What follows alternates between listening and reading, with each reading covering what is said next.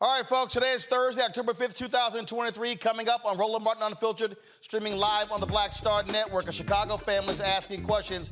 How did an assistant principal get gunned down in his own condo, and the shooter has not been arrested? We'll talk to his family right here on today's show. Atlanta's Fearless Fund has gotten a setback in their battle against conservative agitator Ed Bloom, who's trying to shut down black folks from being able to take advantage of economic opportunities in America. We'll talk to one of their leaders. Also, Southern University is doing its part to get black folks voting in Louisiana. Early voting ends on Saturday. We'll talk about that. Also, Alabama's Black Congressional District, the second one finally approved by the special master. We'll show you what that looks like. Also, they have arrested this person in connection with the shooting at Morgan State. We'll give you those details. Also, folks, we have been working with McDonald's on their Inspiration Celebration Gospel Tour. We'll kick things off with gospel artist Tim Bowman right here on the Black Star Network. It's time to bring the funk. Let's go. He's got it. Whatever the miss, he's on it. Whatever it is, he's got the scoop, the fact, the find. And when it breaks, he's right on time and it's rolling. Best believe he's knowing. Putting it down from sports to news to politics. With entertainment just for kicks, he's rolling. It's on go, roll, y'all. It's Roland Martin, rolling with Roland now.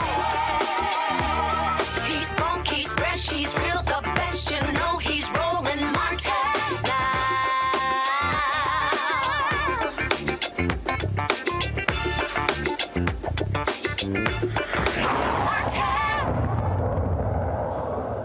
32-year-old Abnerd Joseph is dead, shot and killed by a neighbor in his condo. Took place on September 14th.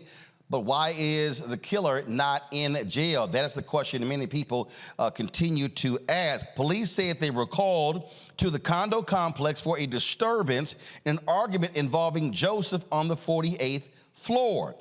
His family says, he says that he and the shooter, they live on the 29th floor. They don't know why he was on the 48th floor. A 45-year-old man, also a resident, was taken into custody for the shooting, but later released without any charges. A police report revealed that the man is a concealed carry license holder. The Cook County Medical Examiner's Office ruled the assistant principal's death a homicide, stating he died from multiple gunshot wounds. He was shot in the chest, abdomen, in the flank, armpit, and ring finger. Abnerd's brother and sister, Jay Charles and Gina Joseph, join me right now. Jay and Gina, sorry for your loss. I gotta ask again, I'm trying to understand, how does a shooting take place in a condo in Chicago and shooter not arrested, not charged? It is as if police are allowing this case just to go away. Yeah, thank you, Roland, for having us on the show. Your guess is as good as mine. We're seeking answers. We don't know how this could have happened and how my brother was murdered, like what led up to the timely death. So that's what we're on the show. That's what we're asking the state's attorney. We're asking the detective, like what actually happened. But as of right now, they said the investigation is still ongoing. Okay, investigation ongoing. Now, again, this has been 3 weeks since this took place. How long had he lived in this complex? About 14 months. 14 months. So he lived there 14 months. The shooting took place on, again, was it the 48th floor? Correct. So in this building, so both of them lived on the 29th floor. Shooting took place on the 48th. What's on the 48th? Is it like an open area? Is it a gym? Is it a club? Is it a pool up there? To y'all understanding, what's up there? That's a great question. That's a great question. We don't know. Okay, Gina, I'll just start with you. Have y'all visited this complex before? No. Okay. Have y'all talked to building ownership, management? Are there videotapes tracking the floor as well? Is there anything showing what happened? To our knowledge, no. Meaning tapes don't exist, or you don't know if they've been turned over to police? Me personally, Again, I we don't. Go ahead, Jay. Again, we don't know. We've asked the detective. They said the investigation is still ongoing. So as of right now, your guess is as good as mine. That's why, we're seeking out to the media. We're seeking out to, the state's attorney office, the detective, to demand answers, because we're in the loop. We don't know anything. Wow. It's unfortunate that we have to go to these extreme lengths, like, in order to get these answers. The answers that we're supposed to get from the police, we're not getting them. It seems that it's a lot of stuff that's unanswered compared to what you do know. And obviously, there have been a lot of people talking on social media. The school where he worked at, are they demanding answers as well? He's a member of Alpha Fraternity Incorporated. Are the Brothers of Alpha there? Are they also, have y'all been in connection with them for them to also be demanding answers from officials as well? They're here to support the family, and they have been here to support the family. So we've been working together on that. So we do have a Instagram page at Justice for Abnerd. So we've been in connection that way, like through the communities. Gotcha. Well, again, it is certainly strange in terms of these details and the lack of detail. So hopefully we will get more information soon, and y'all will get a better handle of what's happening in the case of your brother. Thank you. Thank you. All right. We certainly appreciate y'all coming on the show. Again, this is just very weird, folks. Again, for with this, and again, I remember seeing the story when it took place, and for this to be, again, 3 weeks later and again having no answers makes no sense. And again, the shooter, he not arrested, not taken into custody, not charged, and is still he's still free. All right, folks, got to go to a break. When we come back, more right here on Roland Martin Unfiltered. Lots to talk about, a lot of news to talk about today. If you're watching on YouTube, be sure to hit that button, folks. Hit that like button. Want to do that? Our goal is to get 2,000 likes every single show. Also, we want you to support us in what we do. Joining our Bring the Funk fan club. See your checking money orders. P.O. Box 57196, Washington, D.C. 20037-0196. Cash App is $RM Unfiltered. PayPal, R Martin Unfiltered. Venmo is RM Unfiltered. Zelle, Roland at RolandSMartin.com. Roland at RolandMartinUnfiltered.com. Be sure to support us in what we do as well. Download the Black Star Network app, Apple phone, Android phone, Apple TV, Android TV, Roku, Amazon Fire TV, Xbox One, Samsung Smart TV. Get a copy of my book, White Fear, How the Browning of America is Making White Folks Lose Their Minds, available at bookstores nationwide, Books A Million, Target. You can also download your copy, audio version on Audible. And of course, you can also, folks, now watch our 24-hour, 7-day-a-week streaming channel. We are live on Amazon News. So simply go to Amazon Fire, go to Amazon News. You can also tell Alexa, play news from the Black Star Network to catch the audio. We're also on Plex TV, so you can watch us there as well. In addition to, we have added 2 new platforms, 2 new fast channels. We're on Amazon Freevee. Check us out there. And you can see us on the live TV grid of Amazon Prime Video. And so you can check the Black Star Network out on all of those programs, all those platforms right there. We'll be right back. Hatred on the streets, a horrific scene, a white nationalist rally that descended into deadly violence.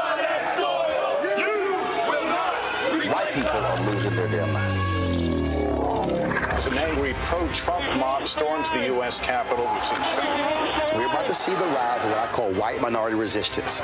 We have seen white folks in this country who simply cannot tolerate black folks voting. I think what we're seeing is the inevitable result of violent denial. This is part of American history. Every time that people of color have made progress, whether real or symbolic, there has been what Carol Anderson at Emory University calls white rage as a backlash. This is the rise of the Proud Boys and the Boogaloo Boys. America, there's going to be more of this. Here's all the Proud Boys, guys. This this country is getting increasingly racist in its behaviors and its attitudes because of the fear of white people. The fear that they're taking our jobs, they're taking our resources, they're taking our women. This is white fear.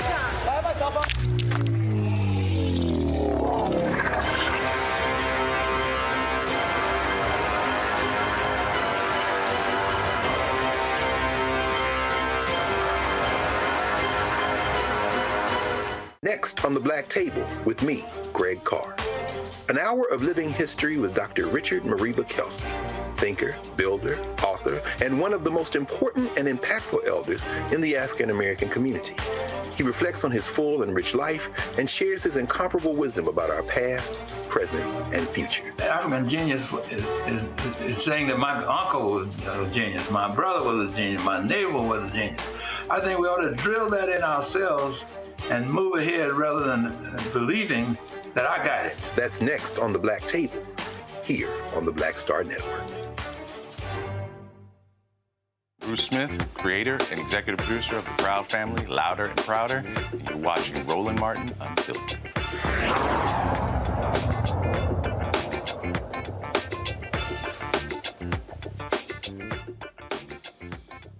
All right, folks, welcome back to Roland Martin Unfiltered on the Black Star Network. Today in Alabama, a map has been approved it's the creation of a second black congressional district in Alabama. This has been a long legal battle that the NAACP Legal Defense Fund finally won. So the special master looked at several maps that were created. This is the map right here that was approved. And so you see how they are doing the congressional districts there in Alabama. Now, I can tell you right now, folks, when we talk about racial gerrymandering or political gerrymandering, this is probably one of the most sensible political maps we have ever seen in terms of how they create these maps. Sometimes we've seen some maps that look like, like squiggly lines or etch and sketch how they created it. And so this is created. Now remember, African Americans make up 27% of this state. So many of them were packed into the one congressional district of Congresswoman Terry Sewell. The courts ruled that African Americans were not being treated fairly. And so what this is now going to do, so you look at the number of districts here, you can just count them, 1, 2, 3, 4, 5, 6, 7. So there are 7 congressional seats in Alabama, 6 of them Republican, 1 Democrat. That 1 Democrat is Congresswoman Terry Sewell. So you now are going to get a second black district and the creation of an opportunity district where black voters could play a huge role in the election there. So you could potentially have 4 Republicans, 3 Democrats in the Alabama congressional district that has a direct impact on who controls the United States House. Let's bring in my panel right now. Today's panel, of course, we have Dr. Greg Carr, Department of African American Studies at Howard University. Always glad to have Dr. Carr. Lauren Victoria Burke, Black Press USA out of Arlington. Nicole Porter, Senior Director of Advocacy for the Sentencing Project out of D.C. Glad to have all 3 of you here. Greg, I want to start with you. Again, we talk about political power. Well, folks have to understand this goes beyond just saying, oh, well, it'll be another black member of Congress. We're talking about, again, that person who's in Congress bringing resources back, the people in that district being able to reach their member of Congress for advocacy for any number of issues. This is about power. It's about resources. And so if you go from 6 Republicans to 1 Democrat, you now go from 5 to 2, 4 to 3. That has implications in the state. It has implications in the region and across the country. Yeah, absolutely. And as you've been covering in detail for quite some time now, Roland, this Alabama case, I think there are a couple of things at play in the overarching scheme of the legitimacy of the federal bench, particularly the Supreme Court. What we see is that the ploy to get Brett Kavanaugh back involved in this by the Alabama legislature seems to have failed. And the legitimacy of the court, which should be a concern of this Supreme Court, is something that seems they're walking back a little bit, or at least being a little bit more hesitant. That's one thing. And in terms of political power, sure, absolutely. We see with the razor-thin majority of the Republicans in the federal legislature, this could have huge impact. You've been saying this over and over again. In Louisiana, we know the South Carolina case is going to come before the courts, North Carolina. This is a situation where the Republicans are arguing that these are political gerrymanderies, and the Supreme Court has kind of conceded the field to these white nationalists and said if it's political, we can't do anything about it. But they're so obviously racial that if this trend continues, it could make it very difficult if folks just vote in the same percentages they've been voting before. This coming election cycle, it could be difficult for the Republicans to hold the House. And so this is a major decision today for the court to pick that third map and say, no, these two districts have to look this way. You know, Cole, I remember talking to Reverend Dr. William Barber. We were talking about North Carolina and when they were battling various groups there. And when they sued for racial gerrymandering. The courts agreed. Other groups sued North Carolina for political gerrymandering. And Reverend Barber kept saying, guys, the path to victory is to look at racial gerrymandering. Well, these white progressives, their whole deal was like, well, but if we go big with political gerrymandering, and to Greg's point, what ended up happening? The U.S. Supreme Court said, hey, we don't deal with political issues. That goes up to the states. Well, if you got a Republican Supreme Court, we see what happens there. And so here's a perfect example of people talking about the South will rise again. This is where all of those black people who live in the South, who've been moving back in the South, how we can literally change the politics of the South if we're using the law, suing successfully, but also voting in significant numbers.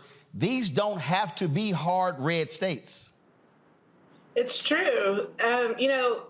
The states like Alabama, Louisiana, Texas, the demographics don't map on to the political power within the state. So the decision today was the right one. And the decision around racial gerrymandering in other states is the pathway to make sure that Black political representation is genuinely reflected in the electorate in the state. And not just in Congress, but also in state legislatures where so much happens to impact Black lives and Black thriving. So in order to sort of move the conversation forward, guaranteeing the vote for Black residents in Alabama and throughout the South has got to be a priority for pro-democracy groups and to ensure a true democracy in this country. You know, Lauren, again, I take Texas. 61% of Texas are people of color. Yet 61% of the people who vote in elections are white. And, we beat this drum constantly. We look at Louisiana, 900,000 eligible, 900,000 Black people in that state who should be voting. You look at the voting numbers, they range anywhere from 20 to 32, 35%. And so when I hear people sit here and say, man, this voting stuff don't make no difference. Yes, you're absolutely correct. Voting doesn't make a difference when you're sitting on your ass and not doing it. Yeah, and well, obviously voter disenfranchisement has been a major strategy throughout history in the South to prevent Black people from voting. I'm sure in Alabama it's no different, certainly in Florida and Louisiana, Mississippi, that is effectively the policy. Funny thing, in Virginia, it was found out yesterday that a bunch of folks are missing from the voting rolls because the Republicans have figured out some way to also add parole violations as some sort of way to disenfranchise people. So that's being sorted out. But at any rate, in Alabama, what it looks like it will mean is probably two or three African-American representatives from Alabama, which, of course, will extend the power of the Congressional Black Caucus, which is now at 59 with the swearing in of LaFonza Butler this week, and will be at 60 because there was a member who resigned, David Cicilline, in Rhode Island, and there is almost certainly going to be a Black member of Congress coming out of Rhode Island. So anyway, the Black Caucus is going to be somewhere near 63 or 64 or 65, possibly, certainly the biggest in history. and certainly the biggest caucus in Congress with this thing today in Alabama, which, of course, should have already been reflected. Alabama is sort of like Maryland, a little bit like Virginia. Virginia might pick up another black member of Congress as well, third next year, but we'll see. So it is very interesting with the margin in the U.S. House. It's a very slim margin of about 10 seats. There's 2 vacancies. You can see the crazy show going on in the U.S. House as run by the House Republicans. All of these things that happen are huge when it comes to 2 or 3 seats, because, of course, the entire control of the U.S. House can be decided by 2 or 3 seats. So, you know, when Speaker Pelosi was there, she had a 4-seat margin and still was able to get certain things passed. So we'll see. We'll see what happens with this. This is definitely going to mean, obviously, a pickup for the Democrats. See, the thing from right here, Greg, that is so ridiculously frustrating to me is when you deal with Simple Simons who know nothing about chess.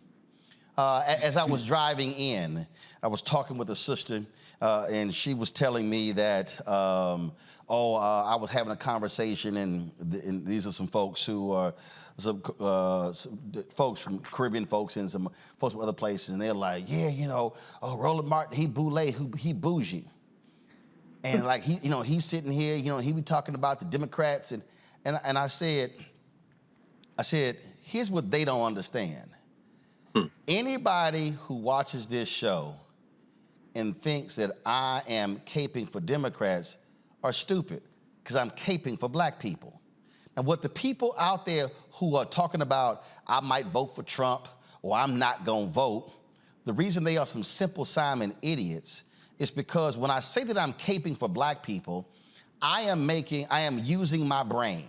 I'm sitting here going, okay, let me look at who is available.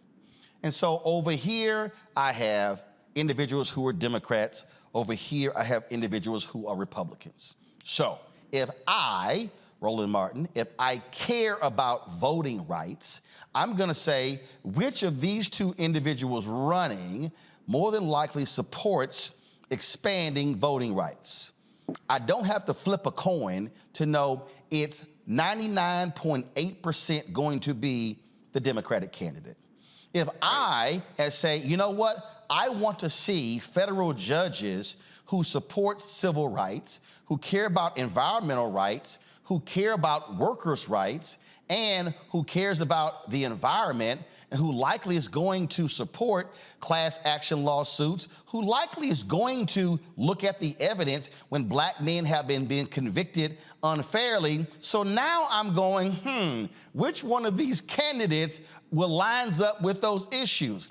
99.8% is probably going to be, no, in this case, that's going to be 99.99%. It's going to be the Democratic candidate. So now that's 2 for the Democratic candidate and 0 for the Republican candidate. And then I'm sitting here going, okay, if I'm looking at these issues here, and I actually care about the education of our children, who likely is going to support, adding more funding for those particular issues, as opposed to trying to send that money to suburban white parents? It's probably going to be, about 89 to 91% the D and about 9% the Republican. And then if I start asking the question about black maternal health care, I begin to ask the question about black paternal health care, I begin to ask those very questions.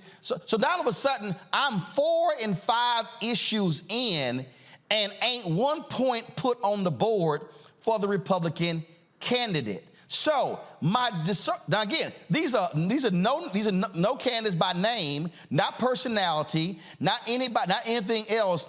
I'm judging on issues. And so now, if all of a sudden I got 225 of them in the House, and I've got, let's say 52, 54 in the Senate, and I got somebody like that who's in the White House, it's a good bet that the stuff that I care about as a black person is going to be acted upon because I'm voting that way. And Who am I likely to get my phone call return and meet with if I am bringing black people to the U.S. Capitol?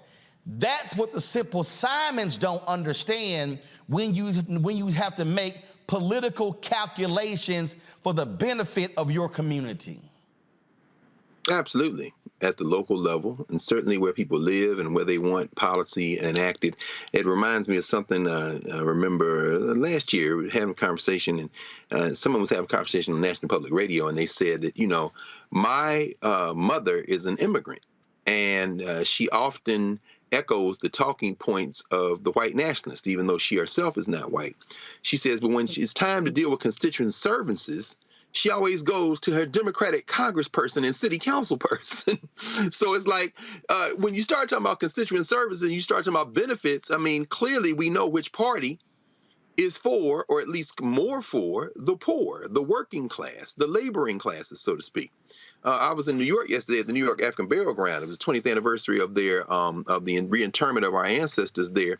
And several speakers, Reverend Herbert Daughtry, 92 years old now in New York, spoke about the influence of Congressman Gus Savage out of Chicago in forcing the GSA, the Government Services Administration, to stop construction on the site that is now the New York African Burial Ground National Park Service site.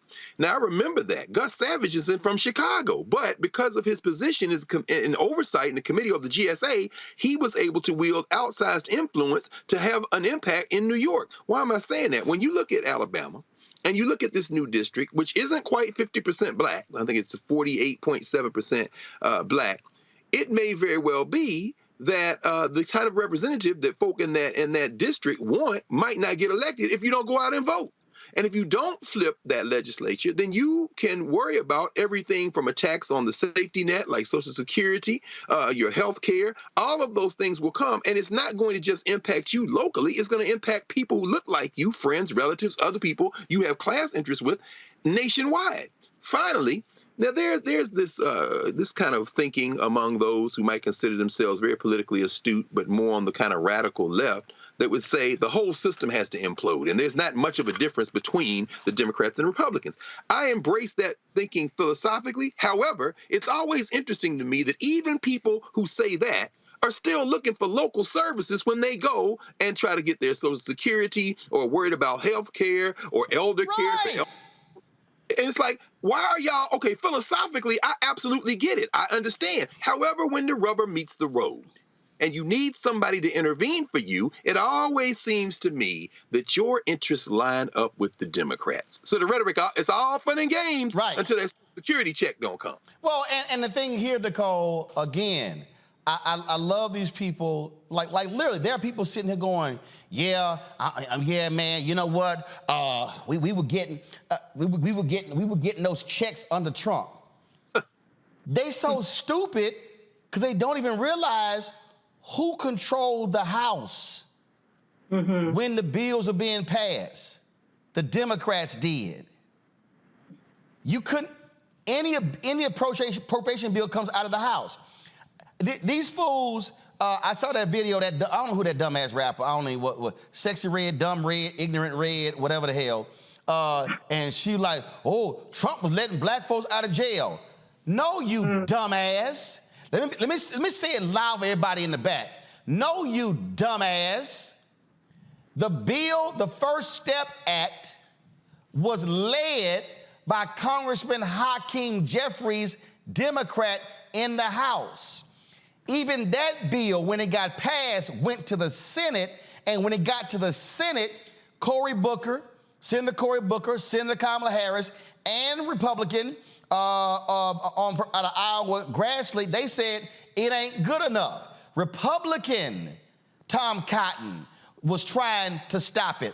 Former Senator and Attorney General, that crazy fool Jeff Sessions, was trying to stop it, but it got improved. Then it got passed and signed by Trump. So any fool giving Trump credit for checks, and then fools, guess what? You ain't getting no damn stimulus checks anymore. That was during COVID. These fools trying to cut benefits. And so I'm listening to these fools who don't even understand they were House Republicans, literally tried to cut 80% of the money for women and children on nutrition. And so I'm going, so you gonna vote for this fool thinking you gonna get some checks when his own MAGA folk trying to cut 80% of the checks, more than likely to folks in your neighborhood. That to me is dumb. And last point, how in the hell you running around talking about, thank God that brother who got let out of prison, who didn't commit that robbery, and then you saluting that, but you're gonna vote for the folk who don't want to retest DNA that got the brother out. Listen, you know, during the Trump administration, the fact that the First Step Act passed was good, and there were also people who got out on clemency. But there are a lot of also people who got disappeared into prison during his administration too. And the reality is that the First Step Act didn't go far enough. There are people today who are still locked up who could be released tomorrow if the will was there. So what Rep. Jeffries did and Senator Booker did in their leadership, and they've been champions of criminal justice reform in a variety of ways, as has the Black Caucus. But there's so much work to do. And, you know, Trump did his thing with the goal of currying favor with the Black community, with certain folks that he could bring into his fold and who could stand behind him and cape for him during his administration. The reality is that wasn't everybody. That didn't lift up the majority of people who needed to be helped. And anyone who was paying attention should have been following closely the real dynamics of the First Act and the First Step Act and the impact on Black folks in the federal prison system, and then how that impacted folks within the states and at the local level. There were initial steps taken, but there's also a lot more work needed to be done given the nearly 2 million people who are locked up today, disproportionately Black, and how that's impacted in southern states, which have the highest rates of incarceration in the country. So we need to keep pushing.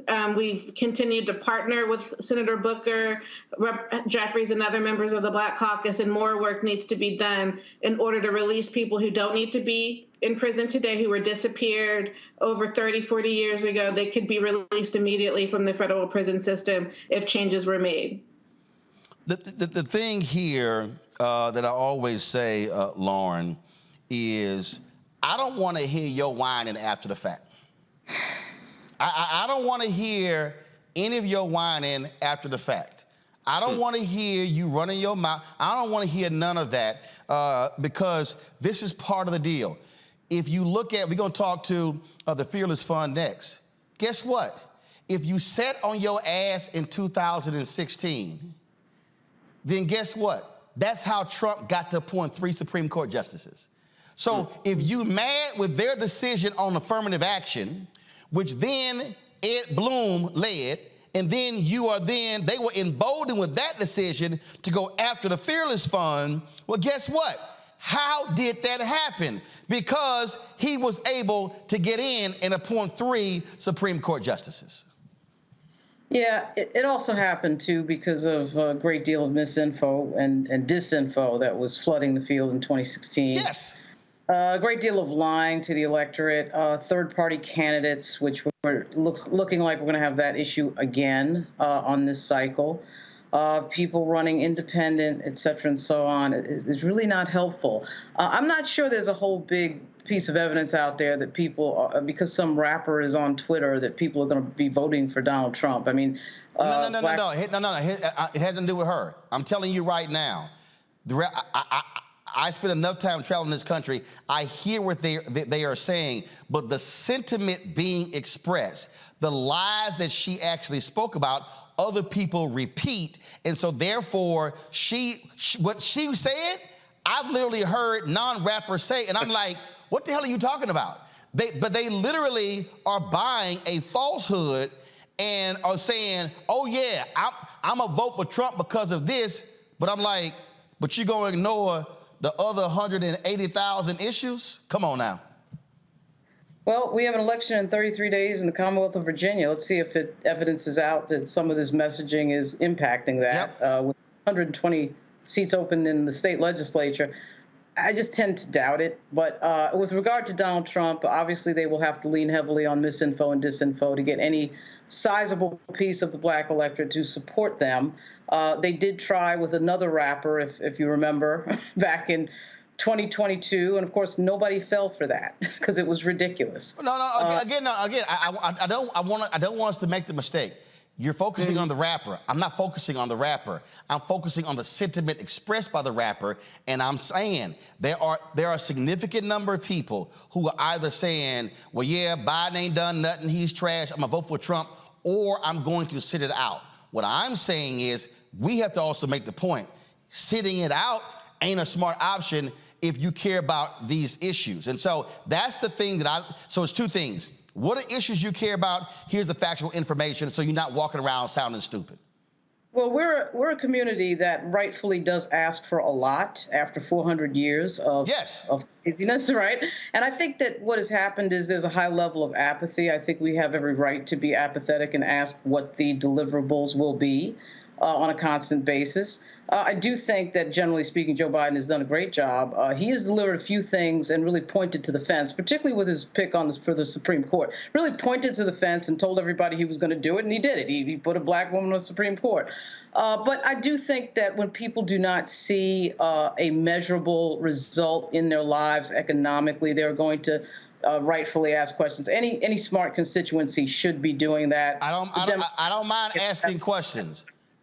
But Democrats have to get better at articulating, of course, what it is they're doing, and they're getting a little bit better at that. But what I'm saying is, I'm not going to leave this up to Democrats. What I'm saying is, as black people, when you are engaged in a battle, you have to make decisions that ain't got nothing to do with a Democrat or Republican. And what I'm saying is, we can see the effects of when we don't vote. So what I'm saying is, I get. You say, hey, we haven't seen things get apathetic. I can't be apathetic because what I do know is what can get worse, what can get cut, what can get eliminated. And all I'm saying is I don't want us pissed off after the fact. I'm saying be engaged on the front end. Hold on one second, because we're going to talk about this a little bit more when we show you what the Southern University students are doing. We come back, though, we're going to talk about what's happening with the Fearless Fund, because this is a perfect example. The attack on the Fearless Fund is not solely an attack on the Fearless Fund.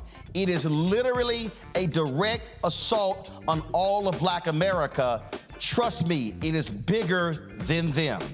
You're watching Roland Martin Unfiltered on the Black Star Network. All change is not growth. Right. But thoughtful change is real good fertilizer. And that's what has been so beneficial to us. But you also were not afraid of the pivot. Well, and I'm a black woman in business. Come on, I don't care how I dress up. I don't care who I'm speaking with. I don't care what part of the world I am in. I still am a black woman in business. Being afraid of the pivot, being fearful of change is not what got me here. Respectful of change. Respectful of pivot, yeah. Fearful? No, no.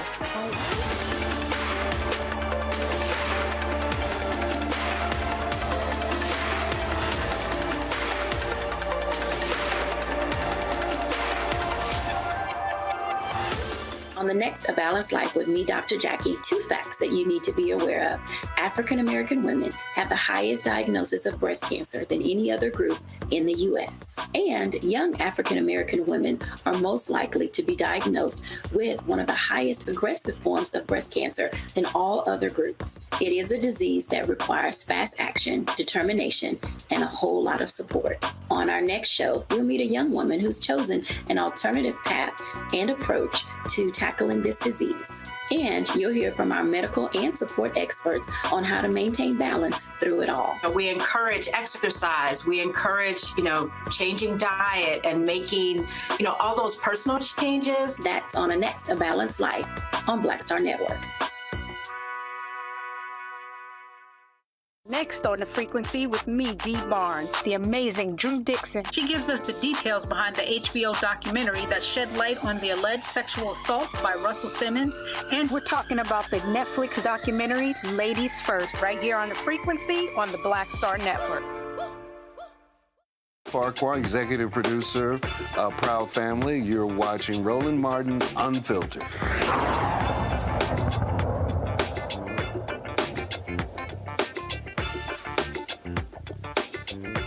The Atlanta-based Fearless Fund continues their battle against forces who want to shut them down.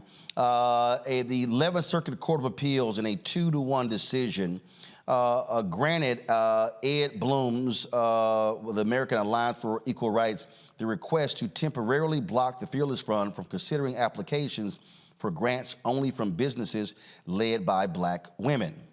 Joining us right now is Arian Simone. She's the CEO of the Fearless Fund, joining us from Atlanta. So let's be clear. We've had y'all on before. Y'all don't just support Black women. You support an array of women. Go right ahead.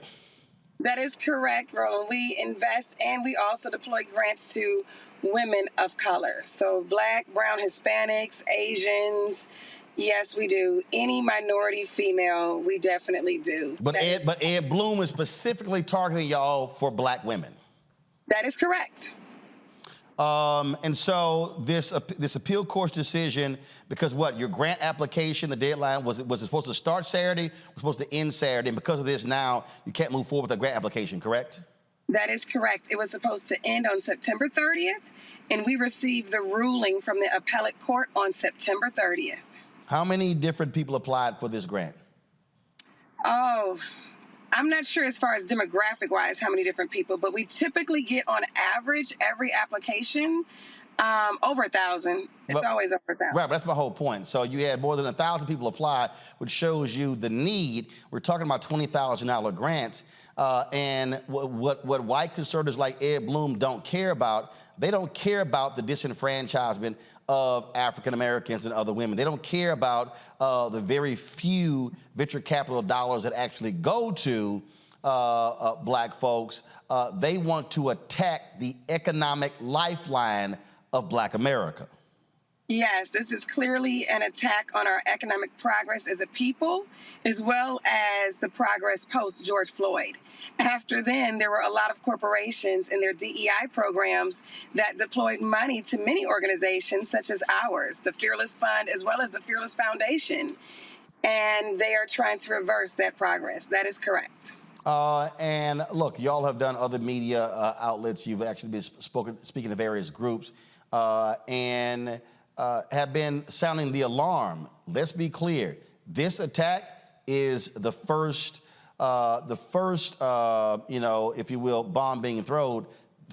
They want to go after everything that has been beneficial for the betterment of African Americans. It's not like it's been huge in terms of numbers, but the bottom line is they want to stop even that progress. Yes, that is correct. How should I put it? Because I'm on your Unfiltered show, I normally wouldn't say this other places, but I guess white men feel so oppressed that they feel the need to do this. Even though when we talk about the number of white men that control venture capital funds, we're talking about, and then you look at private equity, we're talking about what, 95, 97%? Oh, yes. It's about 92% in PE and VC. The $62 trillion industry that we work in is majority white men. And those majority white men then invest in majority white startups, which then recirculate that wealth amongst that community. That is correct. Even though the money that they get for the private equity comes from pension funds, and that's a whole lot of money representing Black, Latino, Asian, Native American, and female workers. Oh, yes. Teachers, firefighters, police officers, you name it. So what's next? This holds y'all in place. So what's next for the Fearless Fund? What is next? I can't get too much into legal strategy on here, as well as what the plans are. But you're appealing this decision. Of course. Yeah. That's without saying. We are carrying this on to victory. Now, how we plan to carry it on to victory, I can't fully get into that, but we are taking this to victory. We are not backing down with this. You don't have to ever worry about that. All right, Arian Simone, we surely appreciate it. Keep up the fight. Thank you so much, and thank you for bringing awareness to this, because it is not about us. We are the lawsuit. We are not the focus. All right, we appreciate it. Thanks a lot. Lauren, I want to go to you again. You know, we spend time on this show sounding the alarm, and we talk about this election. I remember talking about just imploring our people. They're coming after school boards. This is what's going to happen when they come after school boards. They're going to be getting rid of black teachers and black superintendents and changing the curriculum. And then what happened? A lot of people fell asleep. Moms for Liberty, they sat here and ran people. And Steve Bannon was saying, we're coming after the school boards. We're coming after the election boards. We're coming after all of that so we can control it. Folks are like, yeah, we'll see. It's sort of like all these women who were sitting there going, well, you know, I know what they were saying about Roe v. Wade, but I never believed it. What are you talking about? They were telling you we're coming after it. So when somebody is telling you they're coming after it, believe them. Yeah, well, it does seem like that the entirety of the Republican Party's ideology in this era has been about who they can stop from doing something and who they can control from doing something. And it's funny when you ask members of Congress, particularly again in this moment of dysfunction with the Republican Party in the U.S. House, you know, these Republicans, like, what are you here for? What are you here for? They're always complaining about the swamp and being in D.C. and not wanting to be in D.C. I remember when Tim Scott first got into the House, that's all he would talk about. Finally, I said to him, well, why do you keep filing for re-election? Why are you here? But the entire ideology of the party, as black people in particular start to take power, as we can see, particularly on the judicial level, with these black prosecutors involved in these Trump indictments, they see that. They see the Black Caucus getting to 60 members. They see somebody like Don Scott on the precipice of being the first black speaker of the Commonwealth of Virginia. I mean, they see all of that. There's a record number of black folks, by the way, running in Virginia. I think that, frankly, to go back to something that Dr. Carr said on the show, they'd rather blow the whole thing up than to see us in charge of anything. I mean, it's sort of like they're not looking to work together or looking for some agreement on issues. And that's a sad thing, because there are a lot of things that can be agreed on that are just sort of bread and butter type things that are not particularly ideological. But instead of doing that, they want to dismantle everything before more black folks get into power. That's what I see, and certainly that was touched off by Barack Obama's election. You know what, Nicole? I don't think they want to dismantle. I think what they're trying to stop is the dismantling. I think what you're looking at here, and again, when you see the attack on affirmative action, and then when you see the attack on economics, they are going after all of the programs that are being created in law firms, in corporate America, in the fellowships, in the scholarships.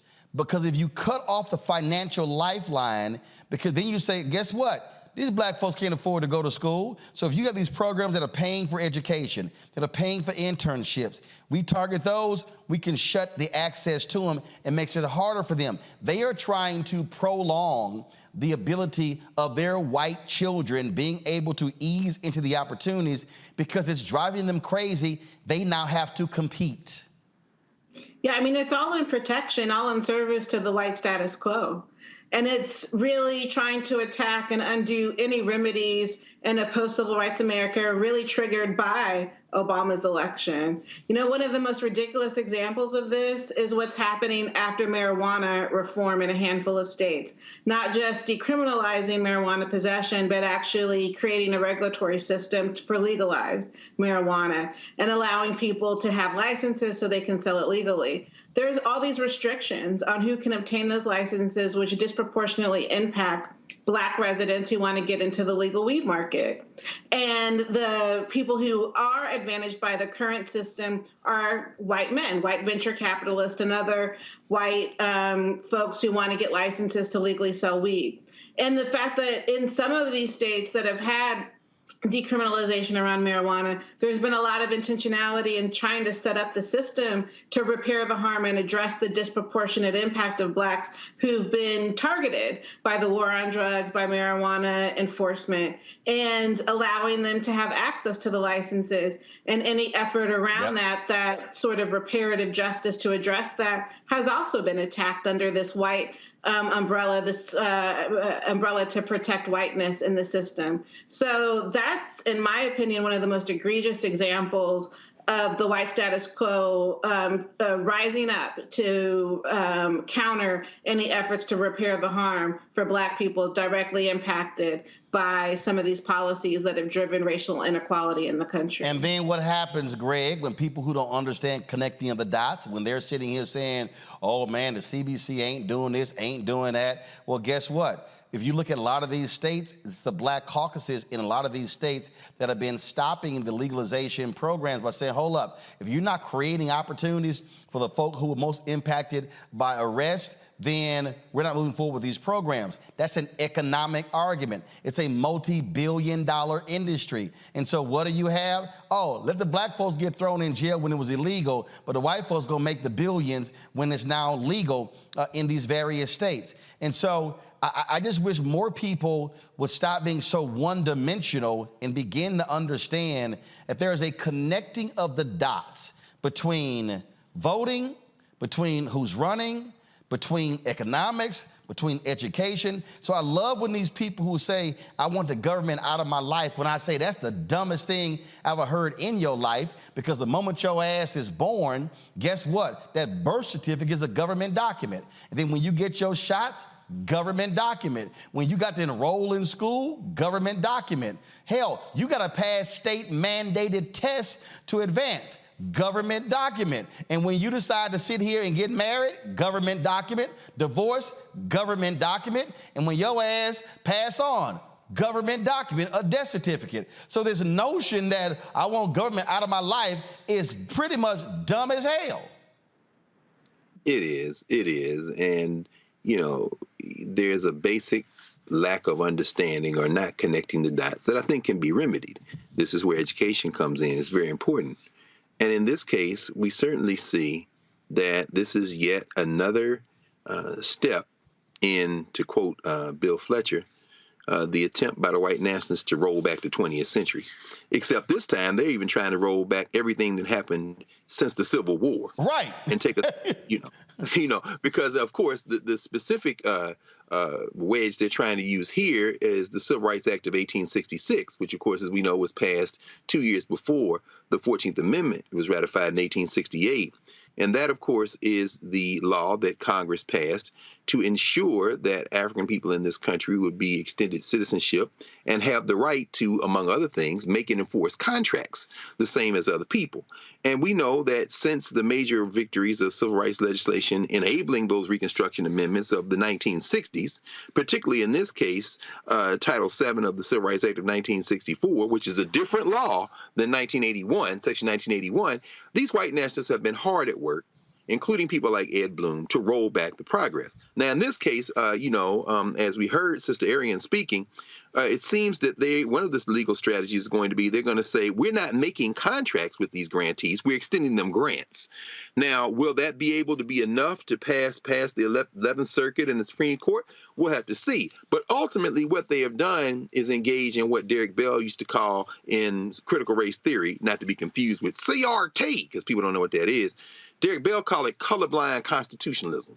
In other words, you pretend like you don't know why these laws were passed. Right. Right.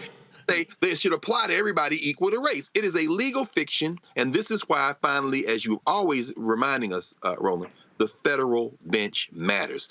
All of this can be reversed depending on who is the judge interpreting the statute.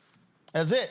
Absolutely. They're trying to literally use laws that were passed to help us against us.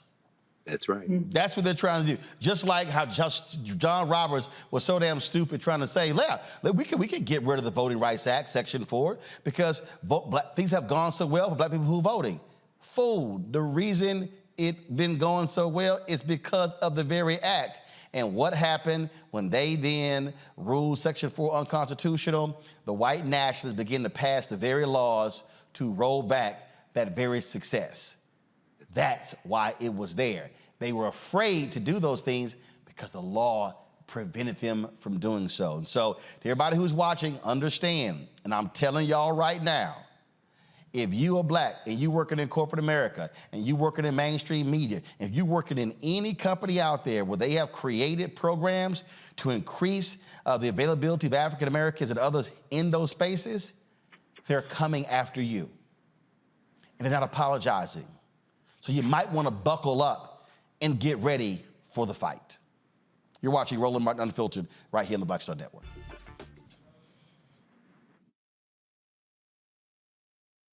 On the next Get Wealthy with me, Deborah Owens, America's Wealth Coach, we talk about the principles of mindset, strategy, and execution. This week, we're adding a fourth, faith. You're going to hear from a mother and daughter duo who are helping thousands of Black women build wealth, all through their faith. You are more than you can ever imagine. Not just obtaining things to show that, but seeing yourself. Making your faith work for you. That's right here on Get Wealthy, only on Black Star Network.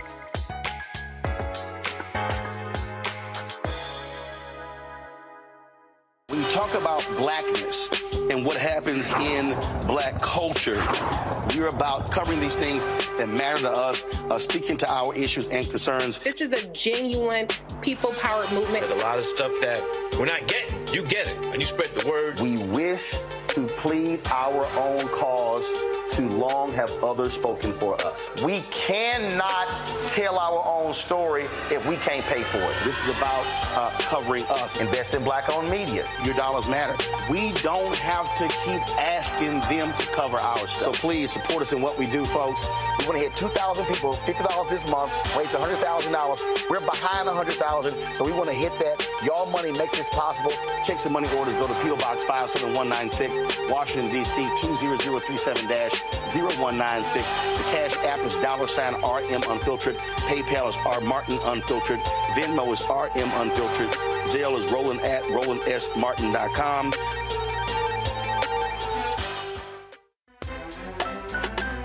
I'm Faraji Muhammad, live from LA.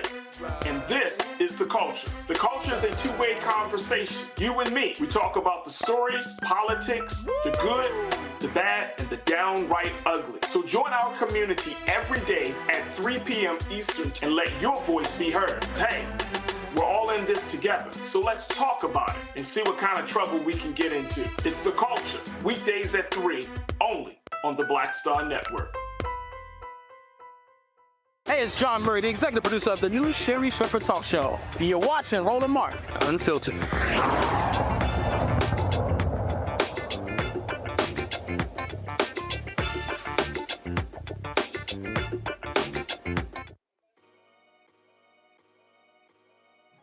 All right, folks, Curl Prep Natural Hair Solutions is an amazing organic two-step curl defining system for women, men, and children. Look at this video, you can judge for yourself. People line up to see this product in action at hair shows. When they take a seat to try it, they don't believe it is their hair. You can buy the products at curlprep.com. It works on all hair types. Use the code ROLAND, R-O-L-A-N-D, lowercase letters, to get a 15% discount until October 21st. Now, it's just 2 steps, sweet butter and sweet defining gel, both at curlprep.com. And also, parents, you can remove the ouch. You will love this system because you can comb the product through your child's hair with your fingers. Seasoned Saints are loving the product as well, and the line has products that are great for twists, braids, locks, weaves, even those wigs and extensions. It's all at curlprep.com. Again, use the code ROLAND, R-O-L-A-N-D, lowercase letters, to get a 15% discount. That is until October 21st. Trust me, you will not believe it is your hair. Go to curlprep.com. I'll be right back.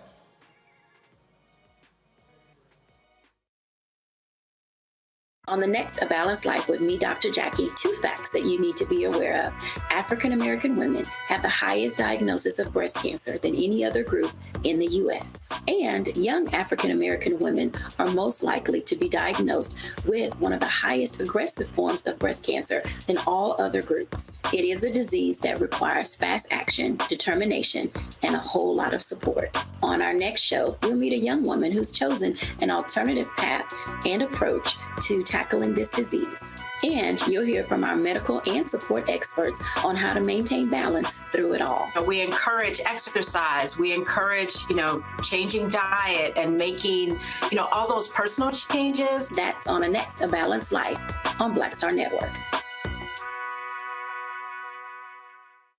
Hello, I'm Jamia Pugh. I am from Coatesville, Pennsylvania, just an hour right outside of Philadelphia. My name is Jasmine Pugh. I'm also from Coatesville, Pennsylvania. You are watching Roland Martin Unfiltered. Stay right here.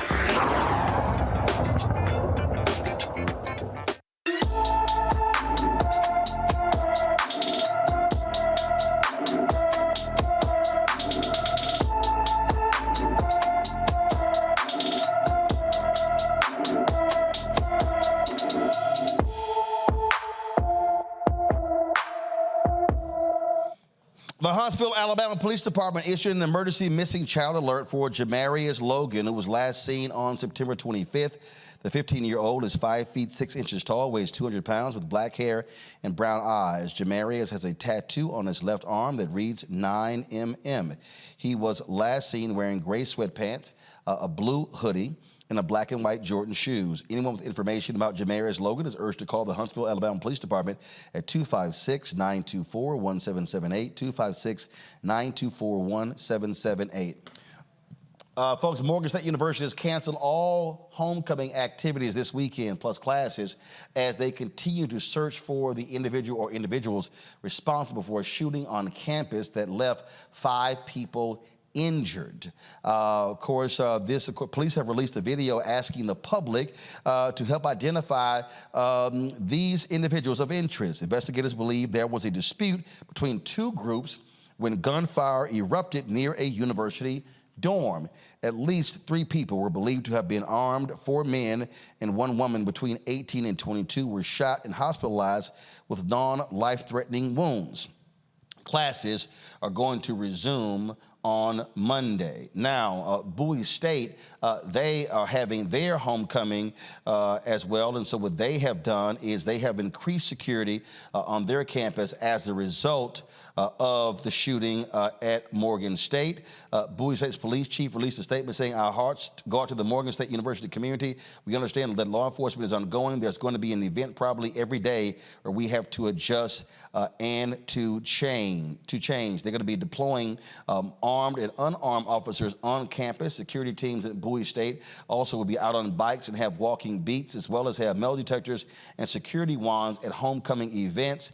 They also going to be upgrading their security cameras, and more lights are going to be installed in dark areas around campus." This right here clearly is the reality that our universities are going to have to deal with, Nicole. And look, this is not somehow unique to HBCUs. We've seen these shootings take place on other campuses. This is also the fact of life when you have a lot of these places where they have concealed carry and you don't even have to have permits, you don't have to go to classes anymore. There's been such an expansion of guns in this country that you just simply literally assume guns are around you everywhere you go, including restaurants. I mean, that's it. That's the problem. The fact that so many people have guns and the access to guns. You know, my line sister's son is a student at Morgan State, and I went to school in Baltimore right down the street from Morgan State. It's just outrageous that the violence has come to campus and that so many are impacted by it. I mean, kids should feel safe, at the very least, at school.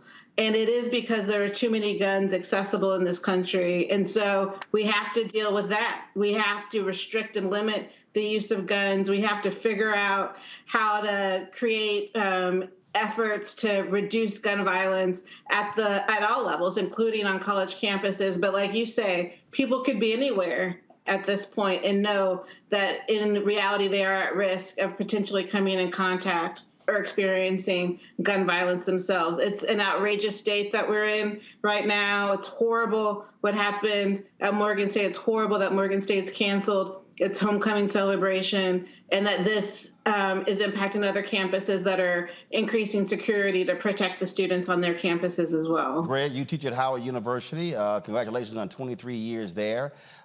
These used to be safe havens, but the bottom line is they're no longer safe havens. No, and thank you, Roland. But I have to agree with Nicole. I mean, and what you said, this is symptomatic of a much larger problem. We all saw what happened at the University of North Carolina shortly after school started this year, which included the death of a faculty member, Zinzi Han, who was killed actually in his lab and the shelters in place there. How do you protect against something like this? You know, at the onset of COVID, it was the bomb threats at HBCUs. And quite frankly, many of our HBCUs, of course, are in big cities. And, you know, the Republicans will say these are Democrat-controlled cities. Nah, Chief Rocker.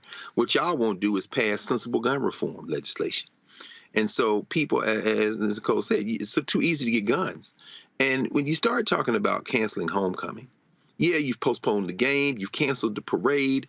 I mean, this is at part of the heart of what makes HBCUs HBCUs. I know there's some silly people out there in Boulder, Colorado that somehow think some HBCU culture has been transplanted to the $300 million carnival machine called the Deion Sanders effect. That is not true, which leads me to the final point. Ohio State or University of Southern California or places like that, you know, yes, they're under threat too, but let's be very clear. There's something very, very personal when you start talking about waging violence in HBCU communities, because that strikes not only at the heart of the campus, but the heart of our communities.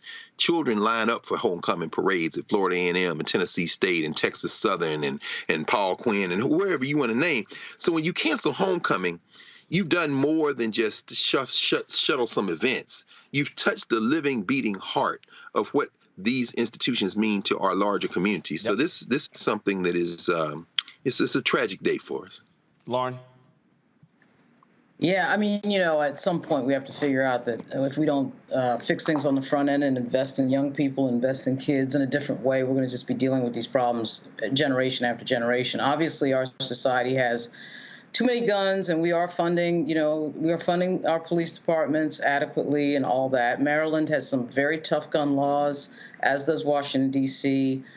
In the DMV, the place that doesn't have particularly strict gun laws is actually Virginia, but Maryland does. And now you're starting to see the cancellation of high school games because of gun threats. Obviously, we've seen, you know, we see the usual spate of mass shootings in this country, 1 or every 2 weeks.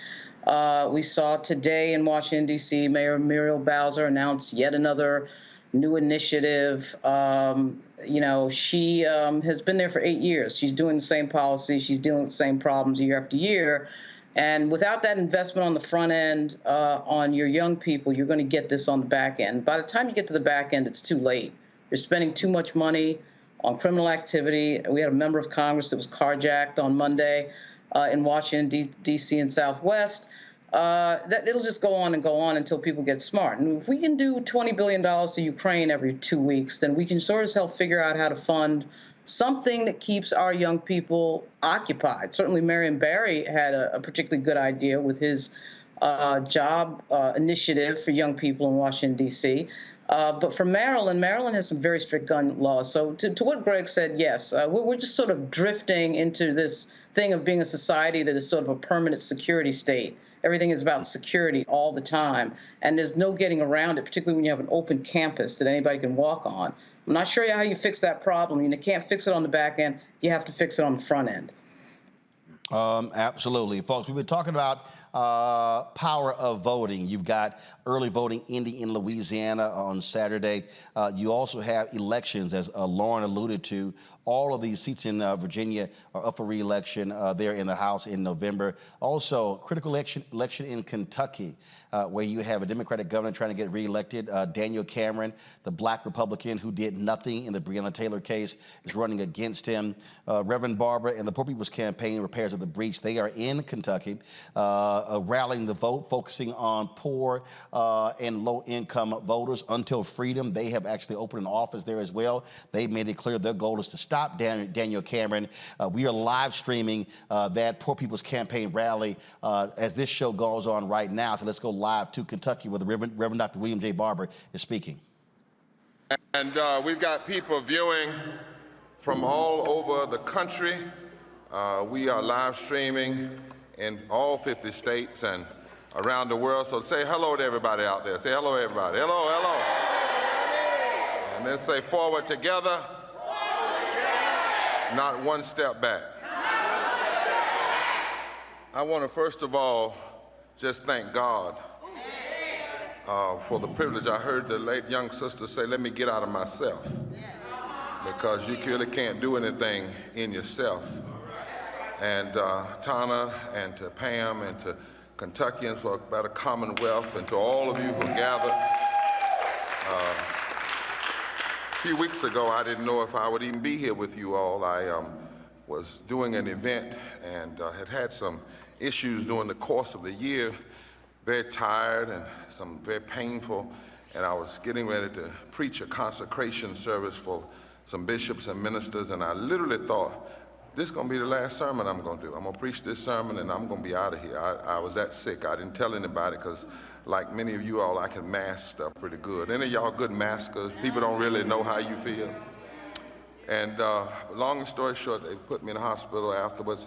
I don't remember the sermon, and tested me for 7 kinds of cancer, and but found out in the middle of it that I actually had something called gallstones. And, you know, I wouldn't wish gallstones on my enemy. And I had a very severe case. One of them was the size of a golf ball. That we didn't know that, though, until we did the surgery. Had some complications because of that. What was supposed to be 45 minutes turned into a 2 hours and 45 minutes. And they had to lower my breathing from to once every 15 seconds. 4 times a minute in order to calm my body down. And, but you know what? God is good. mighty good. And we are here. I feel 110% better. I'm glad to be here.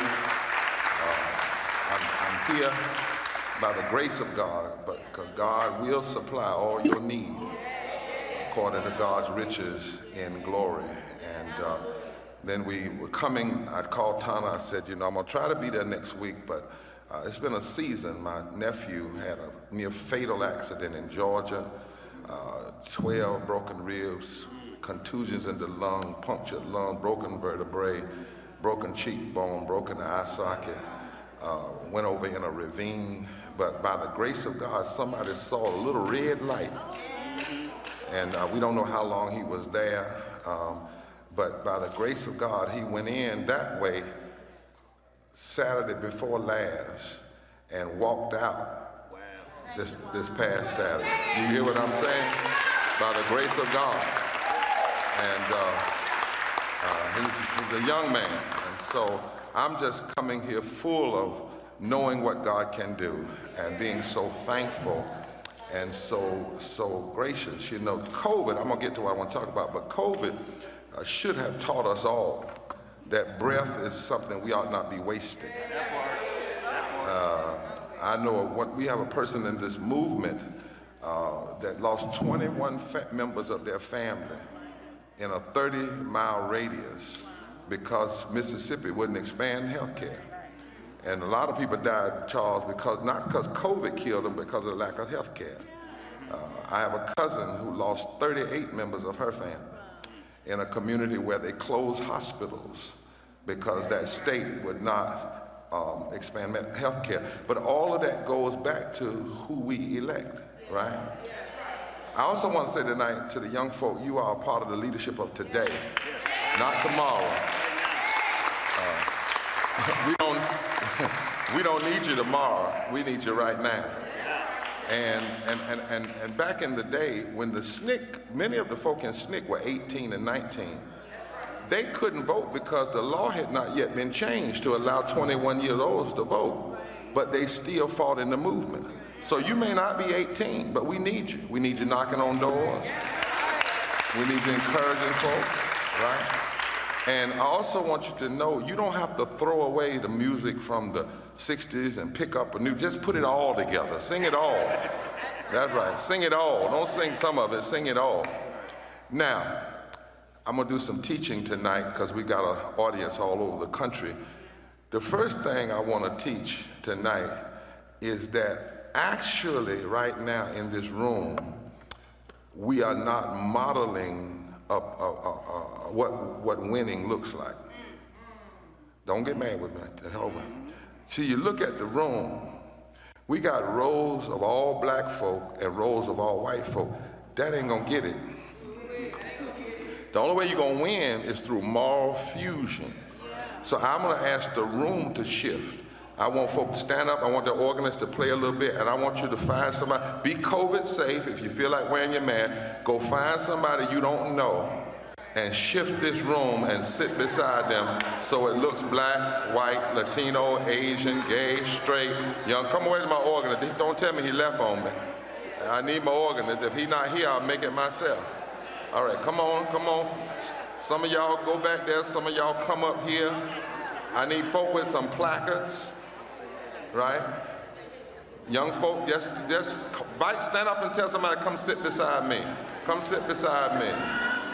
On this side, we need some switching.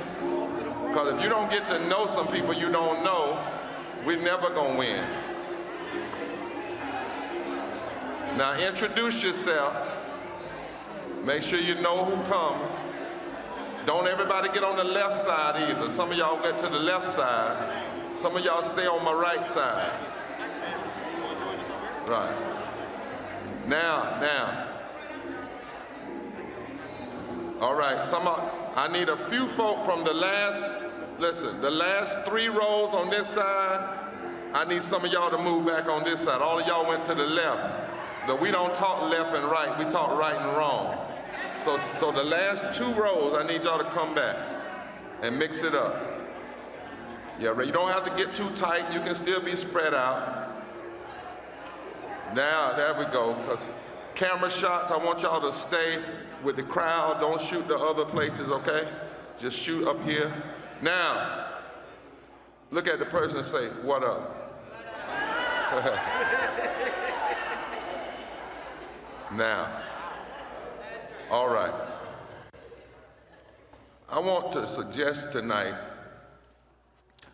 that if we ever needed to vote, we sure do need to vote now. In the testimony circle of my faith tradition, I come from the country of North Carolina, we had testimony service. And every now and then, when things were going rough, one of the saints would get up and say, if we ever needed the Lord, we sure enough need him now. But those same saints recognized that faith without works is dead. So when they called on the Lord, they never called on the Lord thinking that they would not have to do something as well. They called on the Lord knowing that to call on the Lord means you're willing to take an assignment and do what you need to do. And so I want to sample that tonight, like the hip hop artists. If we ever needed to vote, we sure do.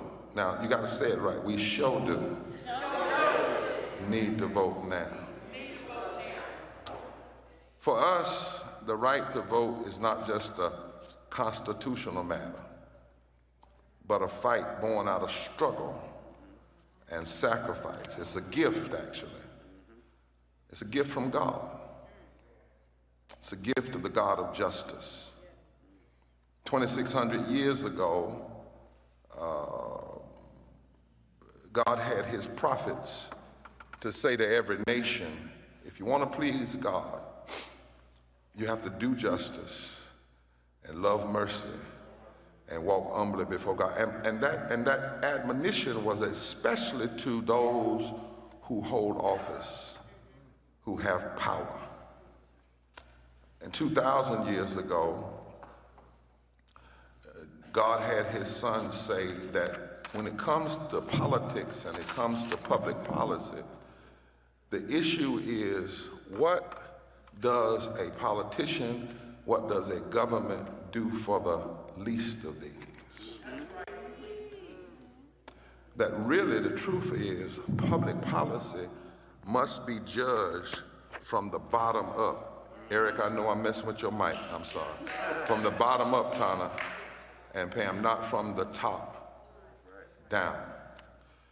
Now think about where we are in time for a moment, and you'll understand just by the history I'm getting ready to share with you why, if we ever needed to vote, we sure do need to vote now. Here we are today, 404 years since the first ship landed in Virginia, bringing slaves.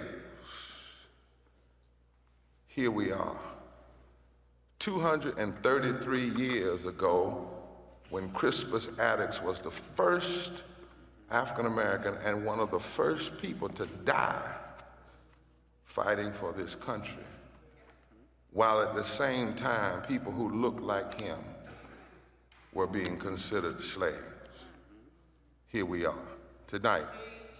Tonight we sit here 247 years since the signing of the Declaration of Independence, which says that everybody has an inalienable right to life, liberty, and the pursuit of happiness. And inalienable means it is God-given. It's a part of natural law. It comes with the package of being born, inalienable. But inalienable also means you can't give it away.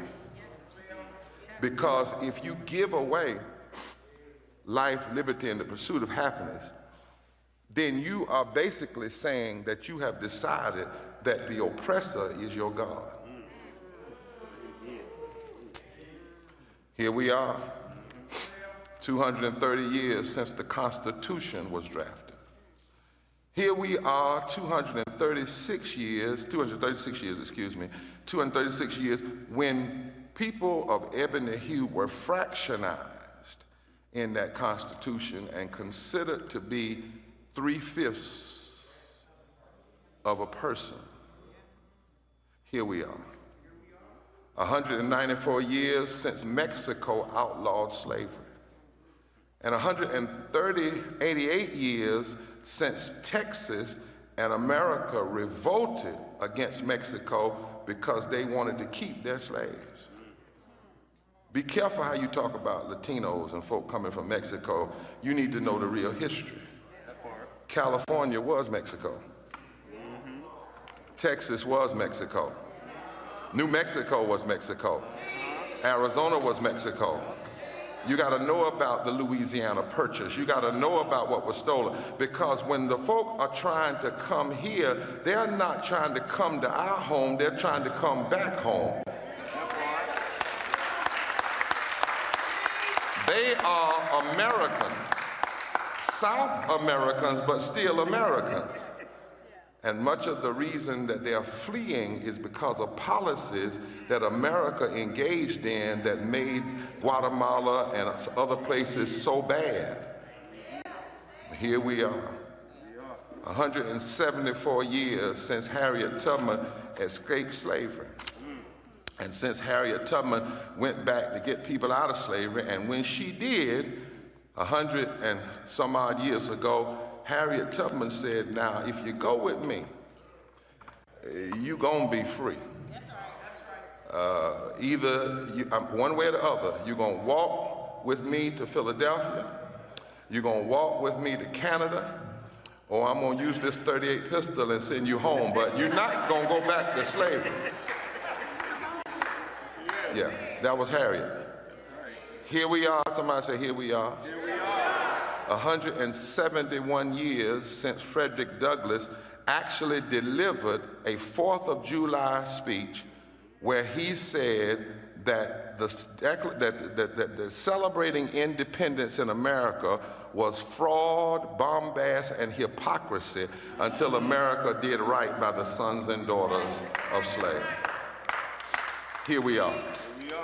Tonight, 160 years since the signing of the Emancipation Proclamation that did not free the slaves, freed all of the slaves in states of rebellion. So if the states had just stopped rebelling, they could have kept their slaves, but they couldn't help it.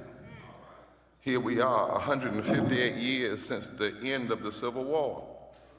Here we are, 156 years since the 14th Amendment that declared that every person, not every American, but every person has a right to equal protection under the law. In other words, the 14th Amendment says if you are inside these borders, You don't have to be, quote unquote, a citizen. If you are inside of these borders, you have a right to equal protection under the law. Here we are.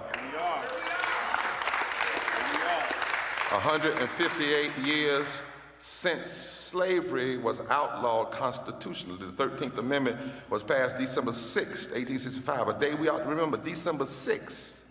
December 6th. And slavery was outlawed, but all the states didn't ratify it. And we're the only people that have ever had to have the Constitution say we ought not be slaves. Here we are 153 years since the ratification of the 15th Amendment that protected voting rights for men, black men and white men, because originally when the Constitution was written, if you were not a male who owned land, you couldn't vote. So women were left out, Indians were left out, black men were left out, black women were left out. Here we are 125 years since the riots in Wilmington, North Carolina in 1898, where literally there was a coup d'etat that took over and declared that this is how we run people out of office. So when you see January 6th, you need to understand January 6th is not the first time that America has ever seen what we've saw. Here we are 115 years after the Springfield riots. Here we are 114 years since the Niagara movement, which became the NAACP. Now, the sister said I was the president of the NAACP. True, but what I'd like you to know is I am the graduate of 15 arrests. I'm a member of the Poor People's Campaign.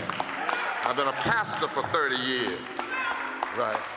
But here we are 114 years since the Niagara movement came together, that became the NAACP, and only 7 of the members were black. When the NAACP was founded, it was a majority white organization, the descendants of former abolitionists who recognized that they had to stand against racism. Here we are 88 years since the New Deal. Things like minimum wage and Social Security, and 88 years since corporate folks said, we don't want that, and they've been fighting it ever since. And the number one way they've been fighting it is every time they can, they cry about tax cuts. That's what they said to Roosevelt, we can't afford it. Here we are, 85 years since the Fair Labor Standard Act. Are y'all going with me? The Fair Labor Standard Act established a minimum wage of 25 cents an hour. It's purchasing in 1968 at $1.60 an hour, which if we had kept the minimum wage going with inflation, the minimum wage today would be almost $20 an hour. And yet, the minimum wage has been stuck at $7.25 since 2009. Here we are. 79 years since Primus King was denied a right to vote in Georgia primary. Here we are 73 years since Ann Braden, a white woman from Kentucky,